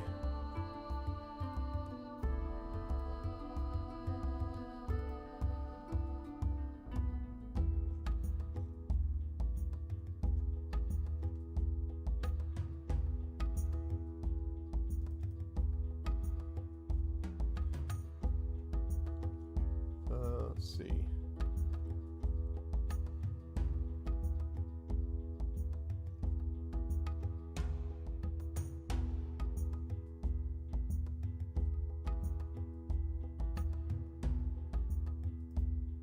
Okay, I don't want to do any of that. I want to...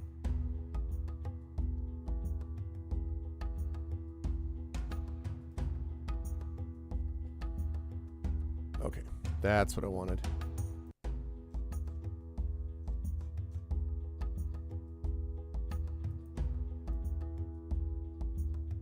Okay, I'm just fixing this map, chat.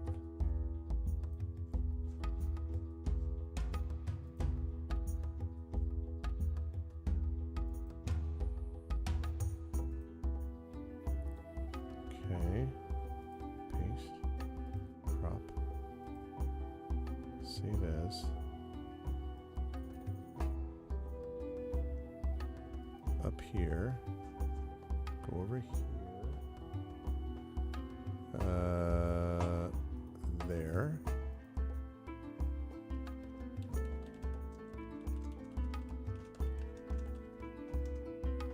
Okay, good, good. Okay, see you, Shadowed. Thank you as always. There have been some changes for 5.5. I've had a chance to look at some of it. A lot of the changes, honestly, are related more to character creation. And I think that for the most part, I think it's interesting, the character creation changes.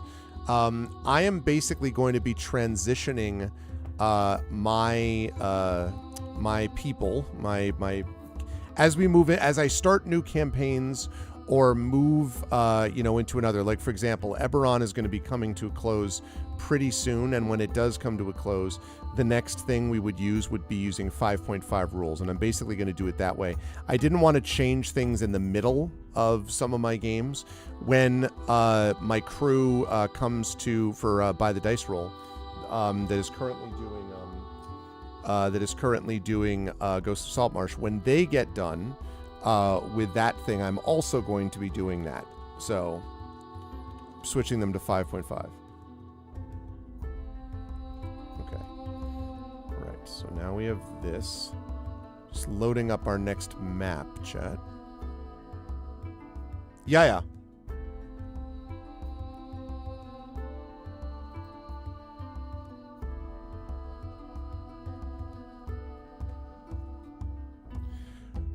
For some reason, my cats find the crossbar to my kite, to a kite that I have, the most fascinating toy that has ever existed. So, like, there are other things that they will be like, oh, like, I'm not that... Like, right now, my one cat is going nuts, like, jumping over and jumping up and down. There we go. Jumping up and down on this thing. It's pretty funny.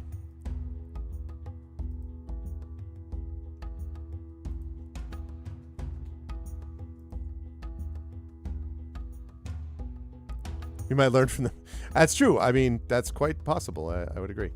Okay. Almost ready to show you the map, and then we'll finish up with a spell here.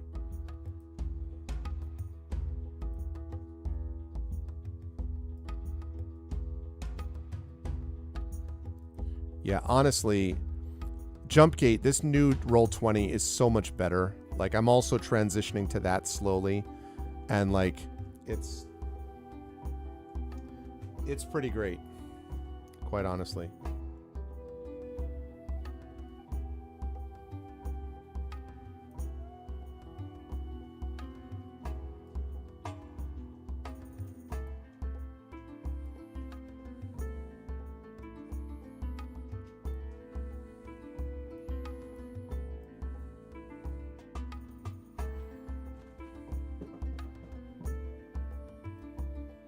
There we go. Great, lovely. All right. Very cool.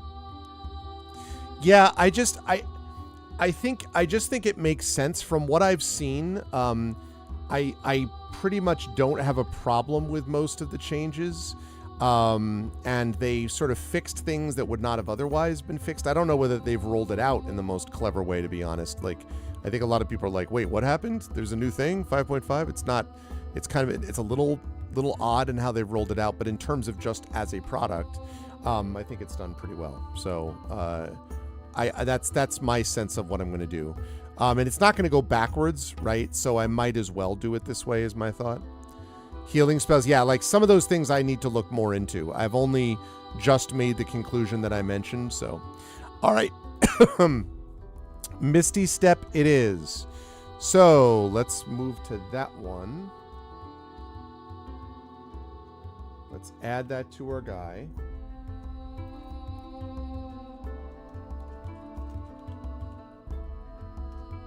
Oops.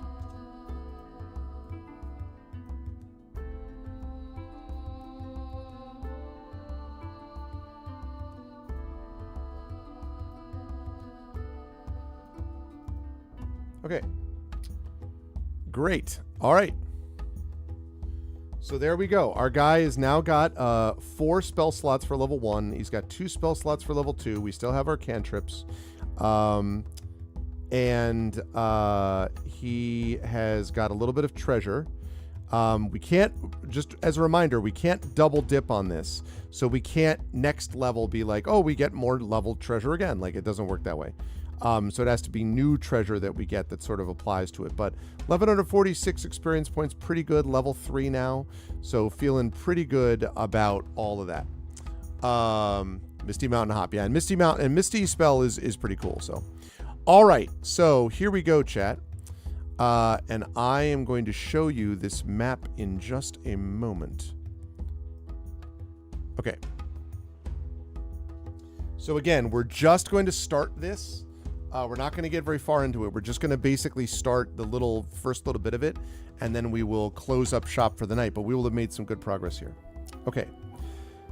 We are into part 2, which is called Beyond the Black Wall. So we've done the prequel. We won that.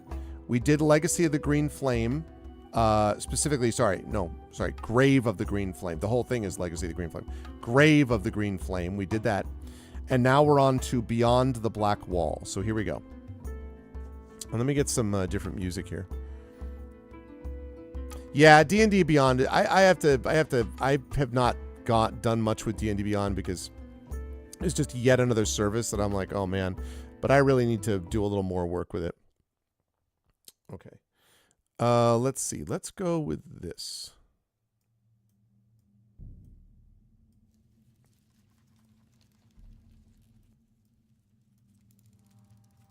Okay.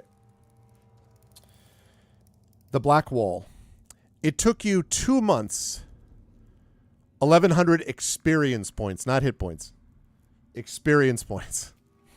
We have 20 hit points at level 3, which is thanks to 2 good rolls from Shadowed. It took you 2 months to track down a sage that had any knowledge of a city beyond a black wall. The search for information cost you most of your gold, and you were sure you were on a fool's errand. Just as you were ready to concede that the old dragon had lied, you were contacted by a sage that had heard of your investigation through whatever methods sages use to communicate with one another. Apparently, sages move at an astonishingly slow pace. The sage, young by comparison to his contemporaries, had stumbled across a passage regarding a black-walled city while researching the movements of various giant clans that lived throughout the Cloudspire Mountains. The short reference indicated that a deserted city lay near a narrow mountain pass at the northern end of the Great Wood where it bordered the Cloudspire Mountains. But that region of the world is still wild and mostly unexplored and only vaguely charted. The sage could not find a map that indicates the location of the pass or city. With that small sliver of knowledge, you decided to search out the pass and city. After several weeks of careful exploration, you again questioned your self-appointed mission. Just as you decided to end the quest, you heard the baying of wolves, or most probably wargs, and the drums of goblins. You bypassed the goblin tribe days before, but now it seems your cautious movements have been discovered.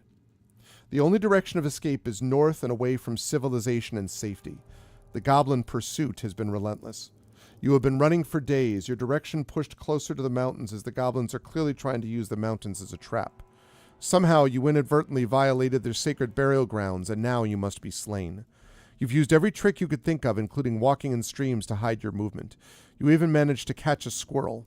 You tied a swatch of clothing to the animal in hopes it would lead your pursuers on a wild goose chase. But you are out of tricks, and the pursuit is gaining. The land increasingly becomes covered with foothills and valleys, and your movement slows with each passing day. The goblins are now within hours of catching you. The baying of their wargs is reaching a fevered pitch, and now you can even distinguish the blood-chilling sound of goblin shouts and laughter. The mountains to your left are now very close, and the woods begin to thin to the right as you move north. The ground begins to level to your front, and the woods, which had started to thin, thicken again. You rush forward, hoping the thicker wood will slow your pursuers. After several hours, it seems your strategy to push through the heavy woods has slowed your pursuers, if only for a short duration. But your smile fades. All right, sounds good, Ripon. Good night, man. Sleep well. Your smile fades as the woods again begin to thin. You're determined to forge ahead, even though your body aches from the long days of flight. Then, off to your left, something catches your eye. A flash of black against a backdrop of green and brown halts your run. You fight the pull of self-preservation and continued flight and turn west toward the mountains. Moving through a thicket of birch trees, you find yourself standing before a 30-foot-high stone wall, a wall that is black as night. And I actually have a picture for this, so I'm going to show it to you. I'm going to get rid of, what is that? No, not that. That was that axe beak, but whoops. Don't need that now. All right, so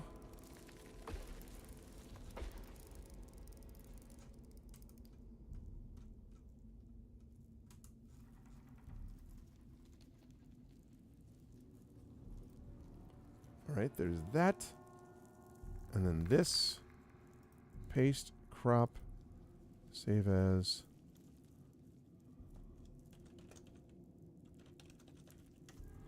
Black wall. All right, Chad, here we go. So this is what you see.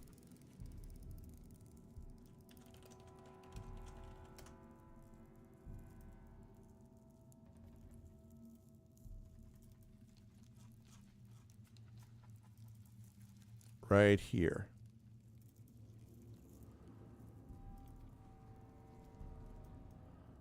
That is what you see. What a lovely place. You look at it and you hear, "Welcome to the Hotel California. Such a lovely place. Such a lovely space. Living it up at the..." Okay. So, here you are looking at this thing.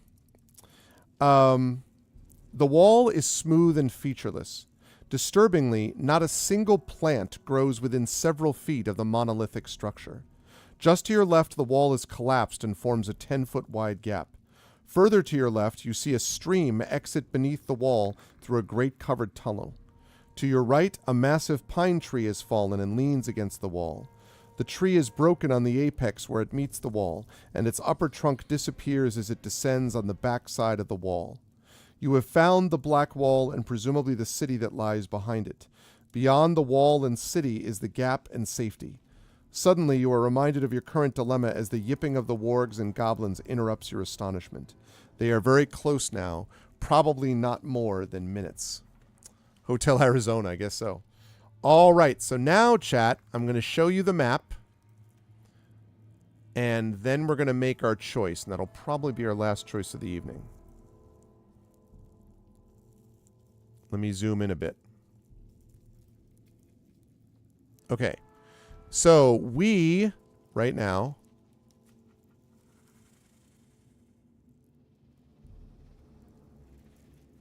okay. We right now are down here. Okay, we're in area number 1 here. So the question is, we could move through the gap in the wall. We could investigate the stream and the tunnel in the wall. That's what's over here. We could investigate the fallen tree at the wall, which is over here. Or we could ignore the wall and continue to flee from the goblins. Or move forward and touch the black wall. So let me put those out there as a choice. What should we do? We can move through the gap in the wall. Question mark.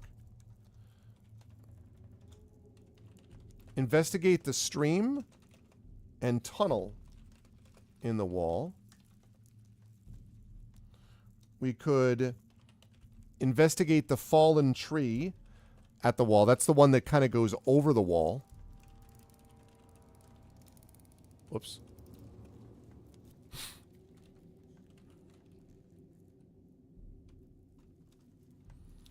Ignore the wall and continue to flee the goblins. Or move forward and touch the black wall.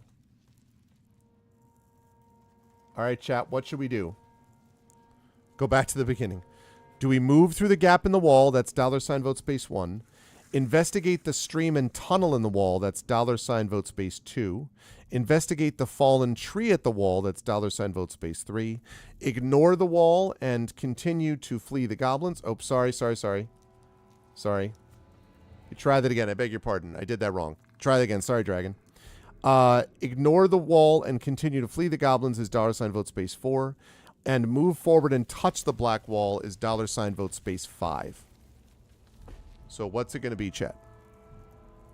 Get your votes in now.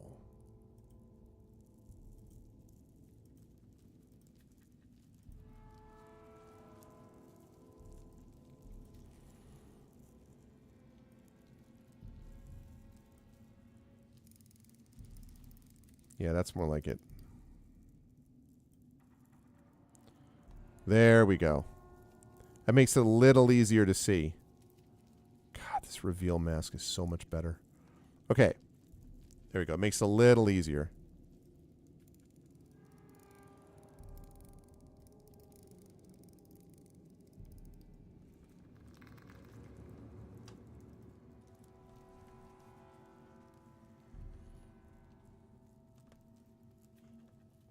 The kid's in the wall.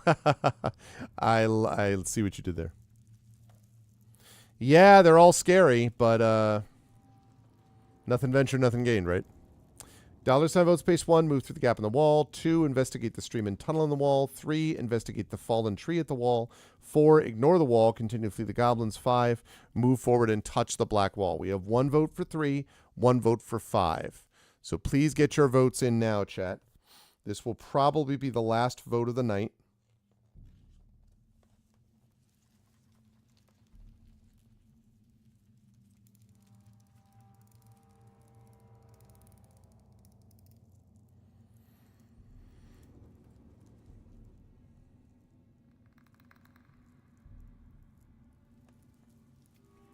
Investigate the fallen tree at the wall. Non-stop with the vote for investigate the fallen tree. Last call, last call.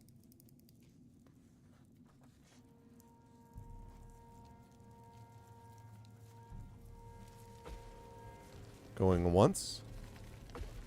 Going twice. All right. We are investigating the fallen tree at the wall.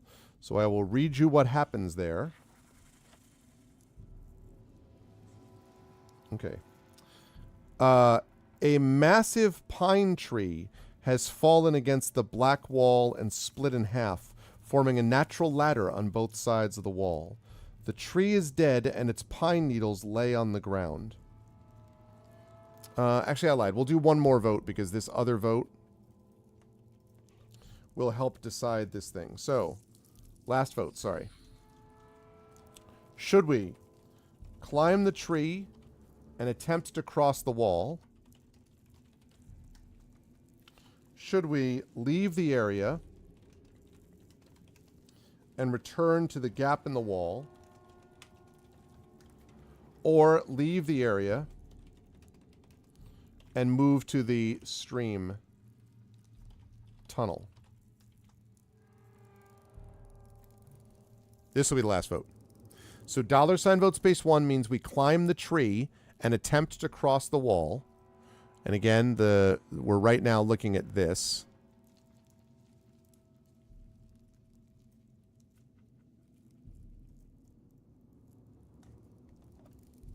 Okay, so that's $ vote space 1 is climb the tree, attempt to cross the wall.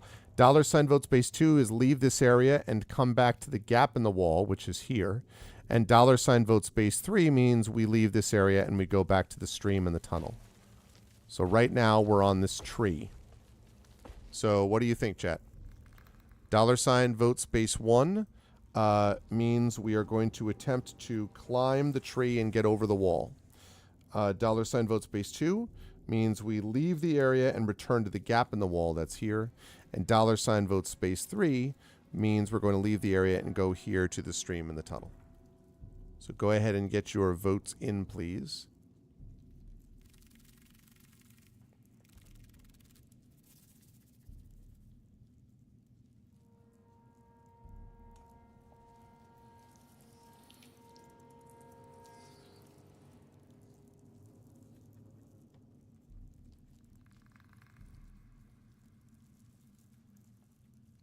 Okay, 3 votes. That seems pretty definitive. Going once. Last calling it. Going once. Going twice. Okay. So, the tree is easy to climb, though the branches are very brittle. The trunk should be thick enough to easily support your weight, but nevertheless it creaks and groans as you progress and reach the apex atop the wall. You take a moment to observe the city from your perch. Most of the city is in ruin, and only a few dozen structures remain standing where there must have been hundreds before. The buildings are all just a single story and appear to be made of carved stone. Most of the ruined city is now choked with impassable swaths of scrub brush, trees, and rubble. Several streets, not much more than footpaths, cross the city and provide access to the far north end and the mountain pass that leads to safety. Near the pass, perched about 100 feet above the ruins, a temple remains intact. Whether a trick of the sun or some other factor, the stones of the temple appear to glow with a dull and dark green light. Suddenly, the shout of goblins disturbs your survey. Several arrows screech past your head. You quickly descend into the city without another thought. Okay, I need us to make a DC strength check. So, Shadowed, let's see. I'm going to, if you would be kind enough, or Dragon, or someone could. Strength check is +2. So we're going to be doing a D20 +2, making the strength check.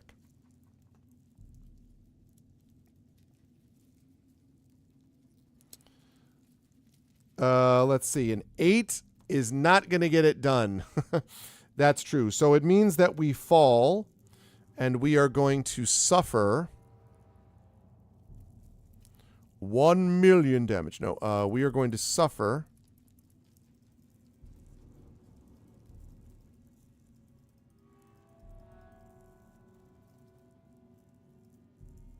5 points of bludgeoning damage.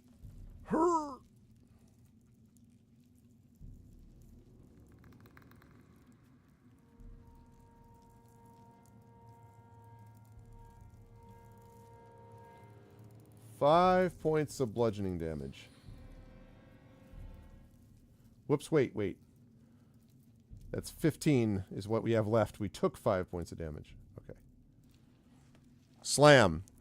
You suffer 100 million damage. However, having said that, that did happen, but at least we're inside the wall. And that is something which would have been a lot different otherwise. And it's going to lead us to this area, which I'm just going to reveal.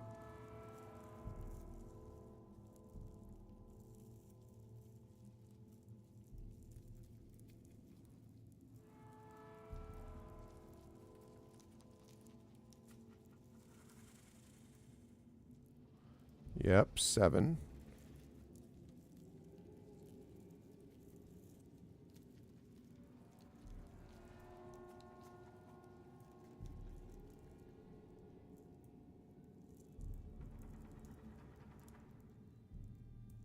Just revealing enough so we can see what we're dealing with here.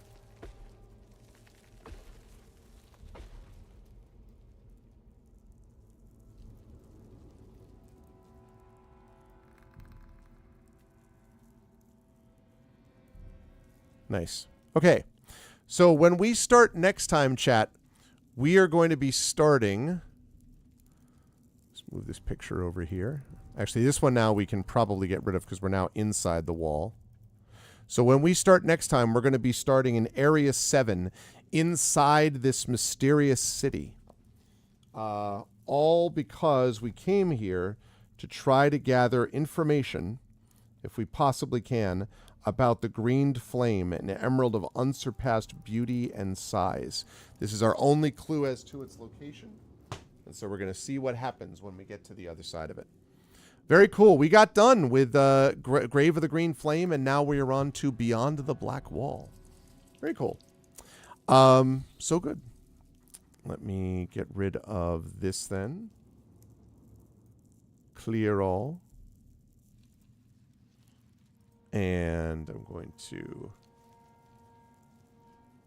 close down the poles for that. If I can find where I put them. There they are. Okay. Going to get rid of Dice Roller also.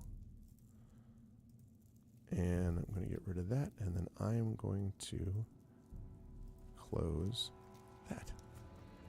There we go. Very neat. Blackwall is actually a firewall. Is that true? Is it in reality? Is that the case, Dragon? That's pretty cool. So good stuff tonight, folks. We did a good job with this, I think. And okay, it's saving this. Saving our PDF. And we got our guy leveled up, and we got him some more spells. I feel like I was a little worried about that. Oh, to protect everyone from rogue AI. We could use that too.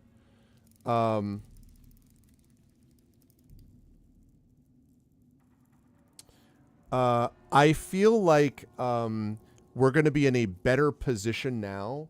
Even though sorcerers and wizards and stuff are not like just literally you just have to protect them in like bubble wrap for the first couple of levels the way it used to be with old editions of D&D.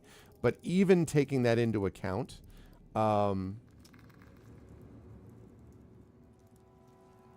this is right. But even taking that into account, still, you know, a guy who's got 7 hit points plus a 2 hit point buffer is pushing it. And we didn't use adventure points, and we actually have adventure points that we can use next time. So that actually will help us. But having said all of that,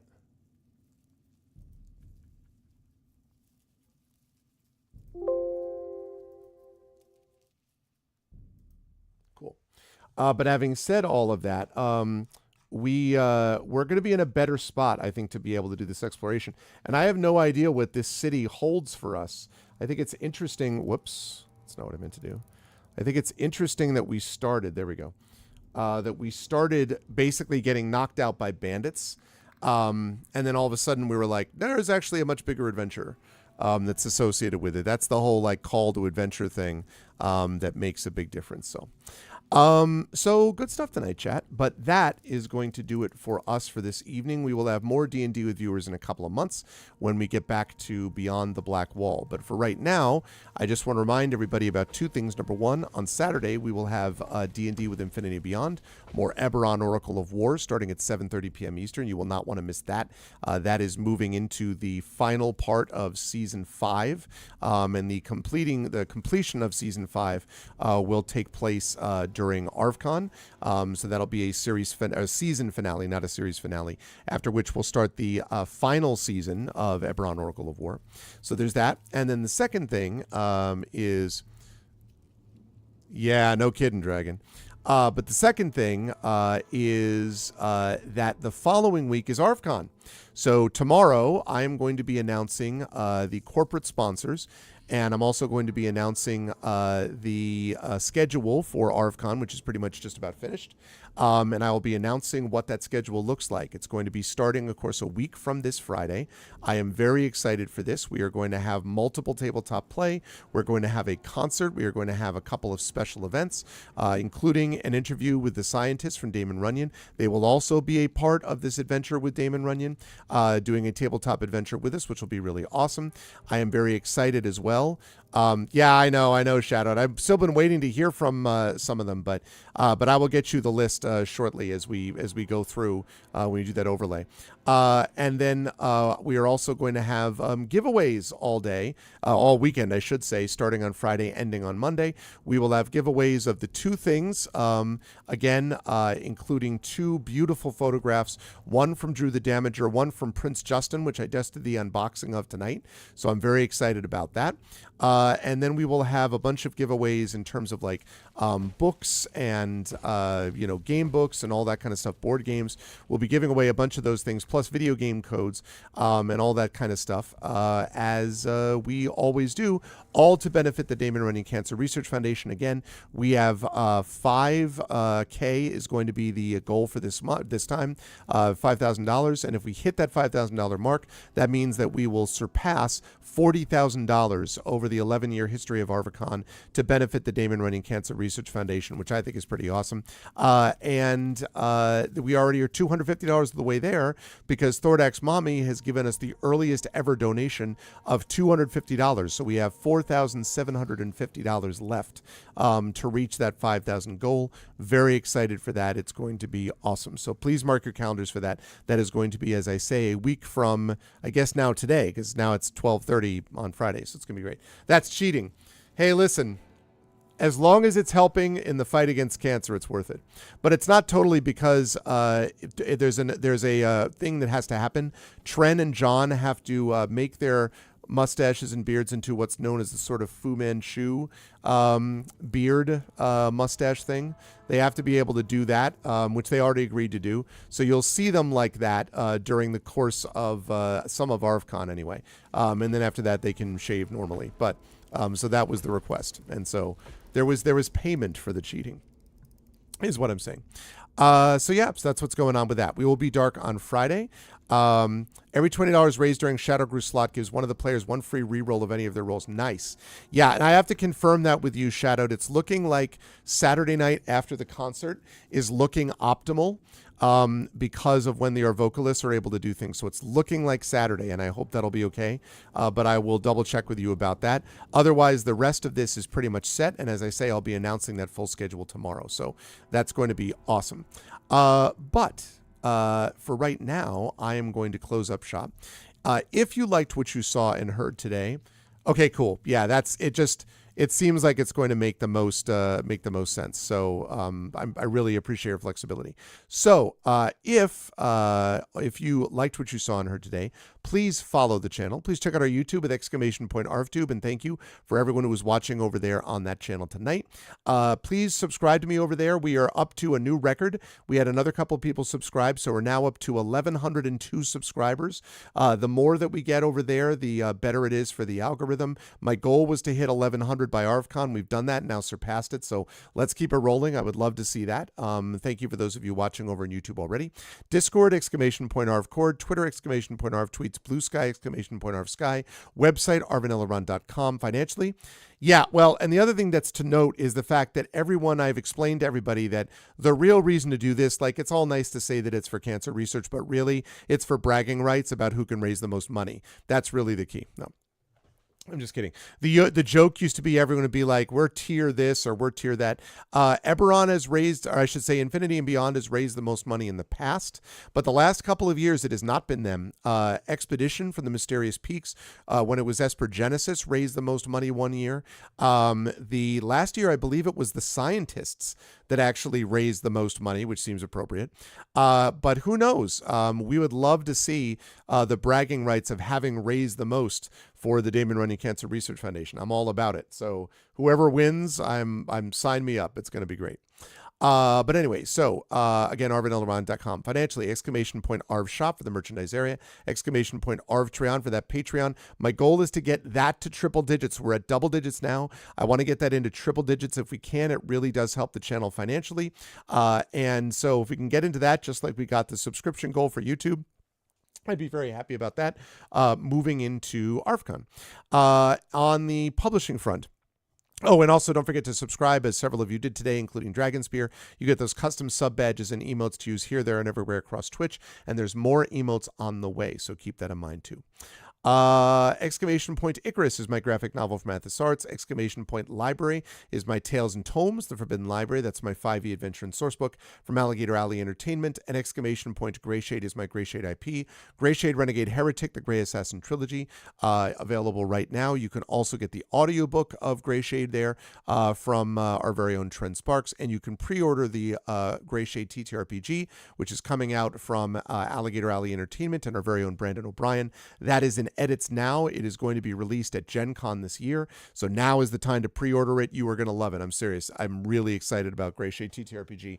Brandon has done a wonderful job. It's going to be great. So that is going to do it for now. Oh, you finished running it. How did they like it, Shadowed?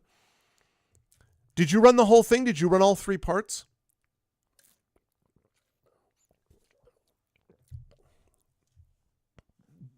Hey, from your lips to God's ears, Dragon. I've been talking to some people about those possibilities, but can only go so far. The whole thing, all 3 parts, they enjoyed it. Oh, that's awesome.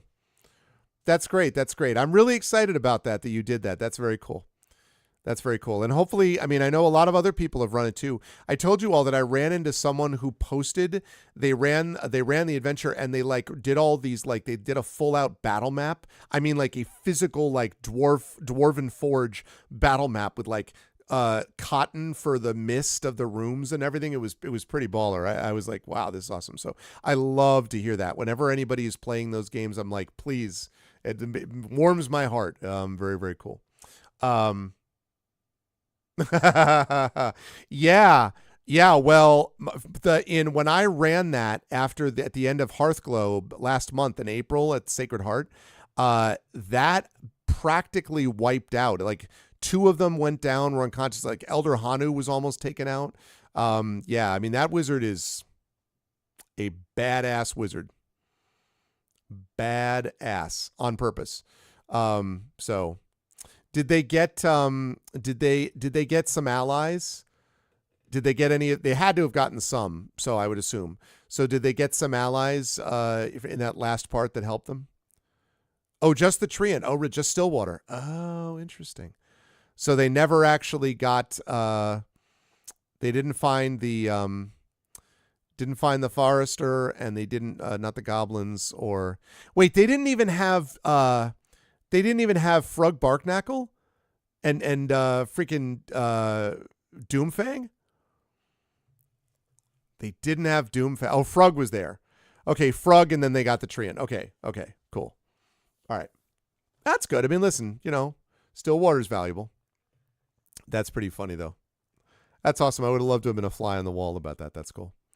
Okay, but anyway, so yes, those are those things. So exclamation point Greyshade for all that. And as always, exclamation point BLM, Black Lives Matter, important to affirm and assert the significance and importance of Black lives. Exclamation point Help Now, the World Health Organization page on suicide prevention. Very important to reach out to others when you need help and reach out to others when they need help as well. And exclamation point Ukraine, UKRAINE, to help the people of Ukraine as they fight back against an illegal and illegitimate war with bravery and courage, and send the message we'll do so for others in that situation in the future. I want to thank everyone who made this an awesome stream tonight. Yep. Same. And that typically happens. Yeah, that happened in mine as well, basically. I had a lot of fun with Doomfang and Frug. The people were like, when my son was there watching and he had never seen that part, and I forgot, like, it's the most thing is like basically family friendly within reason, you know, but he is so sensitive to mention of things like death and dying. And when we mentioned that Doomfang, he was not happy. He was very upset. Like, fortunately, Little Arv was able to bring him out and sort of comfort him. And then when he came back in, he felt better. And then he felt really happy that the kit, Doomfang's kit, is back. You know, and so that becomes Frug's. And then he felt better. But I was like, whoops, I didn't remember about the fact that that was going to be an issue for him. But anyway, it worked out okay. Doomfang is a very powerful steed dragon. And if you want to know more, you'll have to check out Tales and Tomes in the Forbidden Library. They're talking to me, by the way. I need to talk to them at Gen Con. I'm going to be speaking to Alligator Alley. The hope is that we can do a volume 2 in D&D, yeah. A volume 2 of Tales and Tomes from the Forbidden Library, which would be called Legacy. No. I think it's called Legacy of the Forbidden Library. But it's basically parts 4, 5, and 6 of this campaign. So we're talking about it. That would be pretty cool because they sold very well. Like, the first one sold quite well. It was a run of 1,500 copies, print copies. And digitally, it continues to sell well. It's an Electrum seller on the DM's Guild. On DriveThruRPG. But it's 1,500 copies, and they're just about sold out. So that's sold very well. And so I was like, listen, I've written the next 3 parts. I ran them. So Greyshade is the first priority. Once that gets out, though, like I say, at Gen Con this year, I'm going to try to talk to them about it. That might be the next thing that they're going to be moving on to do. And they have 2 big things coming up. Greyshade is the big one. The other one is they got the Phantasy Star TTRPG license, which has now been officially announced. So that's a big deal for them. Like, they got the legit Sega licensed tabletop role-playing game of Phantasy Star that they're designing. So that's a big deal for them, and that's a lot. It's a big boost in cash for them as well. So Greyshade, the Sega game. Yep. Greyshade, the Sega series, really. Greyshade, exactly, Dragon. That's what I said. It's a big get for them. So Greyshade, and then Phantasy Star, and then we're thinking about Tales and Tomes Volume 2 for me, and a bunch of people that would then contribute to it again. So I'm excited. I'm excited for it. We will see a lot going on. Professionally, I'm hoping a lot going on this year. So anyway, I want to thank everyone who made this an awesome stream tonight. Thank you to my wonderful mods, Dragon Spear, Prince Justin, Shadow Mage, Triffity Mats, Drew the Damager, the best mods in the business. Thank you again to Prince Justin, by the way, for the giveaway item. It looks amazing. So thank you. That's right, Skydawn Game Studios. That's right. And Skydawn is the game studio for Rich Lescoux-Flair. And basically that is his studio, but it's being published by Alligator Alley, basically, Lord. But yeah, that's Rich Lescoux-Flair, who did Esper Genesis and who wrote Expedition from the Mysterious Peaks, which they are sponsoring us because we're currently playing that Expedition to Mysterious Peaks on this channel. So yeah. Thank you to my wonderful Patreon supporters and subscribers, Dragon, Prince Justin, Shadow, Triffid, Drew, Nonstop. And thank you to my wonderful viewers. Thank you to Butthurt Gamer, Craigery, Darth Sisu, Gary, Ankylis, Jagtris, Lord, of course, and Shroomp. Thank you all so much for being here. I had a fun time tonight. I was glad to get back on the saddle with this Legacy of the Green Flame game. And I will see you folks on Saturday again. Keep a lookout tomorrow for the schedule and the sponsor list. Please spread that far and wide. Please do let everyone know this is going to be happening. I'm serious. The more that we can let people know about this, people who are tangentially interested in tabletop games or who like music or who want to support cancer research, any of those people that you know that might be interested in checking in during RFCon, really, really, really, we want to push this to as big an audience as we can because it really does make a difference. us. So thank you for doing that. But I will see you folks Saturday night on around 7:30 p.m. Eastern for more of the amazing Infinity and Beyond crew playing Dungeons & Dragons, specifically Eberron, Oracle of War, as they begin The Dragon Below, which is the final part of Season 5 of Eberron, Oracle of War. That's going to do it for me. More of this to come in a couple of months, but I will see you folks on Saturday. And until then, everyone, please be good to each other. Have a good night.